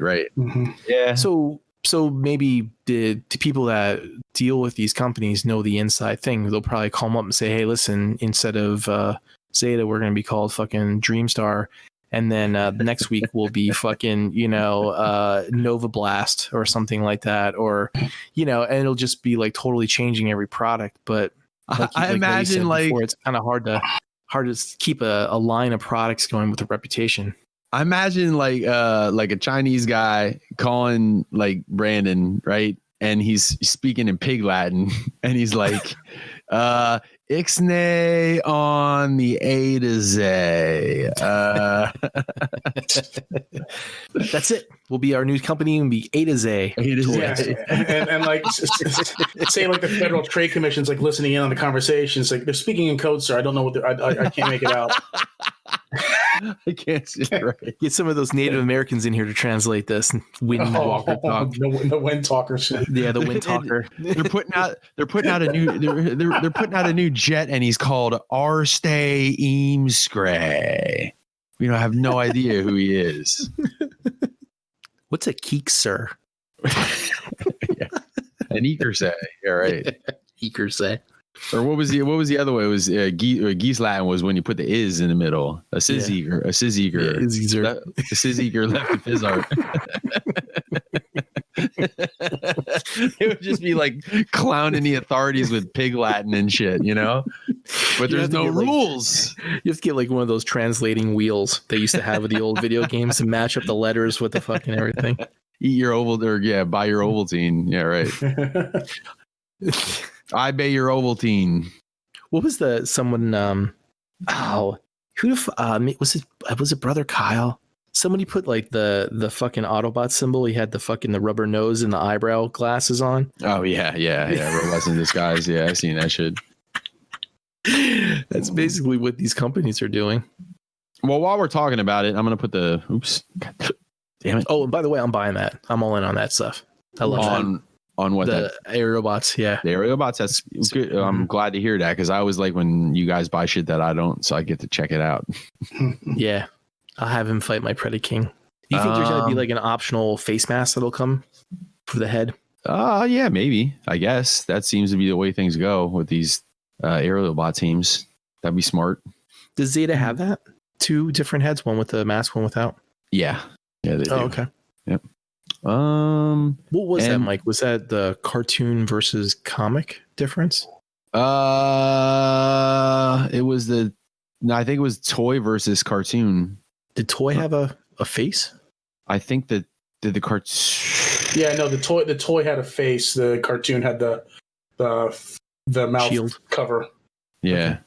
And while we were talking about companies switching names, there is the Zeta. I don't know if you saw that, but the Zeta Moonwalker is now Moon Studios Radiatron. That thing looks badass, man. I know you, Jed, you said you kind of think it looks plain, but I mean, I look at the aerial bot thing and I look at this. Yeah. It's, like I said, it's like, what is it, 5 or is it 6 rectangles put together into one? 6 combined? 6 rectangles. Yeah. 6. I'm kind of wondering if they're going to do that. I bet you they don't do that. The waist piece, because I think one of the trains looks like it's split in half, and that's who makes the hips up. I don't think they're going to do that typical like Zeta waist, like in hips or whatever that they've been doing for the last bunch of. Someone said, "Is this some sort of super beefy prowl?" Yeah, I saw. Yeah. You know what? there was there was a prototype for. So DNA Designs is doing upgrade kits for the Scorponok. And his shield is gray, right? And the prototype pieces were like snapped onto it just so you can see it or whatever, but it was the prototype gray. And the first guy to comment on it, and he was serious as a fucking heart attack, said, "Colors don't match. That's a hard pass." Did someone call him out and call him an idiot? Oh, dude. And it had like there was like 14 reactions to the comment, and they were all laughter. Like all of them. That's a hard pass, man. That's terrible color matching. What were you saying about people being dumb, Jed? Dude, I said I knew there were a lot of dumb people out there, but it's not until you get a bunch of them in a room that you actually realize how many there actually really are. Yeah, there's some you can add Facebook to that room. So back to the Zeta Raiden thing, right? Yeah. What? Because I saw that picture that they showed at the 2 TF cons ago or whatever. Yeah. And it matched up with one of the. Yeah, man, I zoomed in on it and I looked at every little detail. Yeah, the foot. It was it was the square foot leg. Mm-hmm. Yeah. Okay. Yep. All right. Cool. That is definitely him. Because I know back to the Aerobot thing too. That's going to be the same size as the whatever fucking Toy World's Devastator is. The aerial bots, that stylized one? Yeah. Did you see where is it? Okay. I saw they had it with a bottle, but I'm like, I don't fucking. What the hell is it? What size is that? Is that 50 not 50 centimeters? Is it? Yeah, 50 centimeters. 50 centimeters. Yeah, that's they were quoted that as 50 centimeters. Nice. Cool, man. That's all I got for Transformer news. All right. That I know of. Okay. I have one piece of Marvel Legends news. Word. Yesterday, the Marvel Legends Children of Thanos Amazon exclusive 5-pack went up for pre-order. Did you see that, Jed? I did. I'm passing on that. I ordered the movie verse stuff. Yeah, I ordered it. I thought you had all those guys already. No, I don't have any of them. Oh. Because two of them were BAFs. I did get the retro Black Cat though. I pre-ordered that. Yeah, I ordered that one too. I did get the Proxima Midnight, but then I gave it to Kyle. But like two of them were BAFs, and then the other 2 were like in 2 separate 2-packs. So this group was kind of hard to get. Was it? Really? Yeah. Huh. That's interesting. Yeah, because I think Ebony Maw and Corvus Glaive, they were both, like I said, I think they were both part of two separate 2-packs. And then Thanos and Cull Obsidian were BAFs. And then Proxima Midnight was like the only single carded figure out of the group, I think. I thought they were. I always remember seeing them shelf warming over where I lived anyway. So I wish I would have known that. I would have sucked them up and sold them people that needed them. Yeah, I think I saw I know Infinity War Thor was one of the Cull Obsidian wave figures, and he was like, I only ever saw him once. I can't remember what other figures were in that wave. So, and Thanos, I know that there was like at least 1 or 2 figures in the Thanos wave that were hard to find too, I think. News to me. So, but yeah, so I ordered this 5-pack box set because I don't expect import companies to make the Black Order, like the MCU Black Order. I don't expect them to do it. So maybe SH Figuarts might, but I don't really collect SHF MCU stuff anymore, unless it's like Hulk or something. But I don't expect Mafex to be making them anytime soon. Anyway, so I figured I'd pick up this box set and I could pose them with my Mafex MCU stuff. So cool. I have a piece of toy news. Yeah. There is a company, I think it's called Fame Toys. They're doing a 1/6 scale Cloud and Hardy Daytona. Can you imagine how big that bike's going to be? 1/6 scale. Yeah. So no one's. I'm pretty sure it would be 1/6 scale of like a real life size one. Well, yeah, but I mean, like, there's already there's a Players Kai version. That's whatever the hell do you want to count that, 1/10 scale or whatever. 1/10 scale. Yeah, no, I think it's bigger than 1/10 scale, but whatever, 1/9 scale. It's 10.5 inch high figure. So however that would be in scale wise. But anyway, I haven't seen any prices for this or anything, but I can only imagine what this would be. This isn't official, by the way. You said it's not official? Not official. Okay. How much is that going for? They didn't say any prices yet. Oh. I'm going to assume it's going to be at least $700. It's going to be pricey. Looks good, though. It does. There's a whole bunch of pictures, but figured just show that one. You getting that, Jed? Yeah, right. I don't know. That's a little crazy. I think I'm pretty happy with my Players Kai size. Yeah. What's 2 inches, right? It's pretty close. Is that a seamless body on that thing? Yeah, the joints are pretty good. Yeah. That's what I was wondering, if they use maybe like a TB League or something, or dress that looks like it would have to be a unique TB League body. So I don't know one with arms that skinny. Oh, I did see the TB League. Was it another Osiris? Is that what it was? Osiris was shown? Horus. That's who it was. Yeah. Horus. That's it. Yeah, that's right. I forgot to mention about those. I forgot about those. TB League announced and put up for pre-order 1/6 scale Horus figure, the Egyptian god Horus. There's 2 versions. One is gold, or has gold highlights, and the other one has silver highlights. So this is going to be a companion piece to the Anubis figure they came out with. Yeah, you have that, right?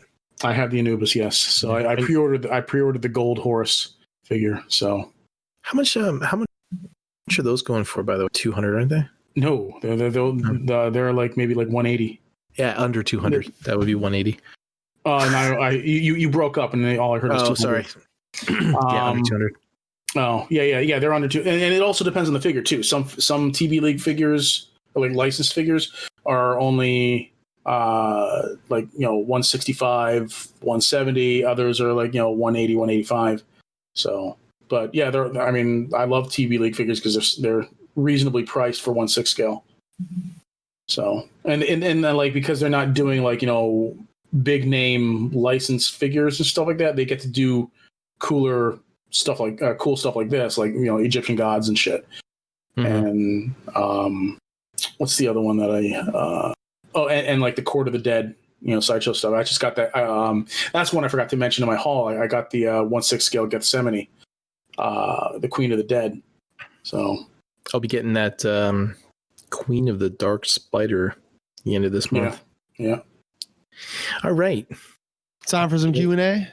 Yeah. Bring it up here. I don't think we really got too many questions. We got a number of comments in the I saw the post in the Beast Wars. I like how Mike keeps the reflector files clean, but he trashes everybody on the fucking Blackout and Shout show. I was going through my some old pictures and shit, and I came across that fucking where I did like that spoof of the upgrade kit for Primal, so you could turn it into an MP10. People were fucking killing me, man. Yeah. Yeah, I got the OK Boomer about fucking a dozen times. Okay, so Mark Roberts says, "Hey guys, it's been a while since I have left a question, but anyway, how are all of you doing? How are your collections coming along? And when you guys get to the point where they are complete, will you stop collecting or will you move on to a new collection? Well, as always, keep up the great work, guys." Thanks, Mark. I think we've answered a similar question like this before. But I'm always picking up new stuff, and I really do need to get some focus in what I collect. But what about you guys? I think the short answer is I'm always gonna like me and Nate joke around about this shit all the time. It's like, yeah, man, you know, I'm gonna get season 1 and season 2, or you know, and it's like you're buying shit in season 3. The next thing you know, and like I think the short answer is that I'm always gonna, even if it gets to a really minuscule amount of shit that I'm getting at some point, because I filled a lot of the holes in my collection, I'm always gonna end up collecting something. Yeah. And you know, the only thing that's gonna stop me is space eventually. But I've been so disciplined as to what I collect that I don't think that space is gonna come into play for a long time. But you know, there's going to be a point in time where I'm going to be like, yeah, I'm basically done. But that doesn't mean that I'm never going to pick another figure up again. It just means that I'm going to be really slowed down, because with the, you know, what else am I going to need? You know, I got a Transformer collection. I'm working on a G.I. Joe collection, and, you know, thanks to, so Jed, I don't know if Levy talked me into, well, he didn't talk me into shit, but I'm getting that Psylocke, that Mafex Psylocke. Oh yeah. Yeah. So, you know, so there'll always be like a little X-Men collection going, but you know, it's, I don't think that I'm ever going to, I think I'm going to be collecting until the day they bury me. Just that it's going to slow down to a crawl at some point. That's all. What about you, Jed? My collection room is in disarray because ever since the kids went back to school and I had to make room for the, you know, their school, quote unquote, virtual school. I like have all my supplies and everything sitting up there in my room, and I have all these boxes just sitting there with shit, and I have not had time to get back to putting stuff in display mode and getting things right and posing everything. So I plan to take like a week off of work, and during that vacation I plan to get it all cleaned up and get it all, you know, set up and stuff. That way I can sit in the room and actually be happy. Because if I sat in the room right now, all I'd see is a bunch of fucking cardboard boxes and fucking shit laying on its side. So that's where I am with my collection right now.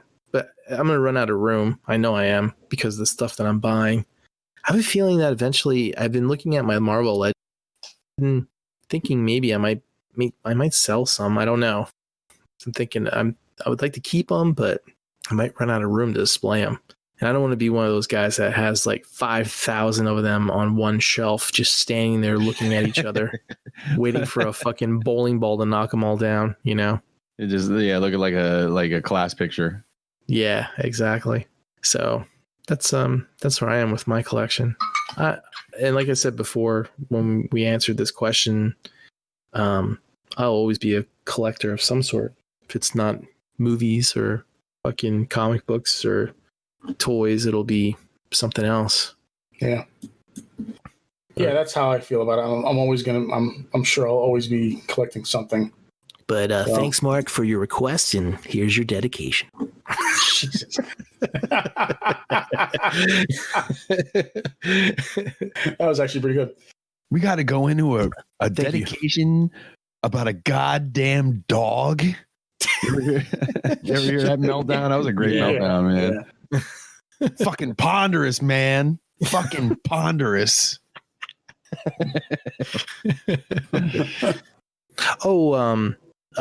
You know what? Shout out to Jay Luzon, right? And his kid posing with the Blackout Shout mug. Oh yeah. So starting her off early. Yeah, man. Good man. Yeah. But yeah, that's it for questions, I think. Anybody have anything in closing? Yeah, I got nothing. Jed? Fuck you, John Bailey. That's all I got. Yeah. You got Like it a three-time record. Like got a a three-time record. Vote Blackout and Shout 2020. Yeah. Kincaid and Curry 2020. Yep. You guys figure out who's the prez and who's the fucking Jed will be our secretary of podcasts. I don't want to be anywhere near that job. I don't want to be anywhere near that job. The wife already got her ballot and sent it back in already. Yeah. Yep.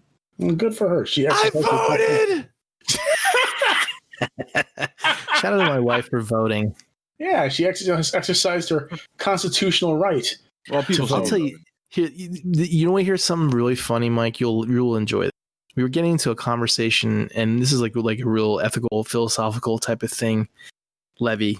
But we were talking about marriage, and she said, "Do you think that marriage is still, a good thing anymore?"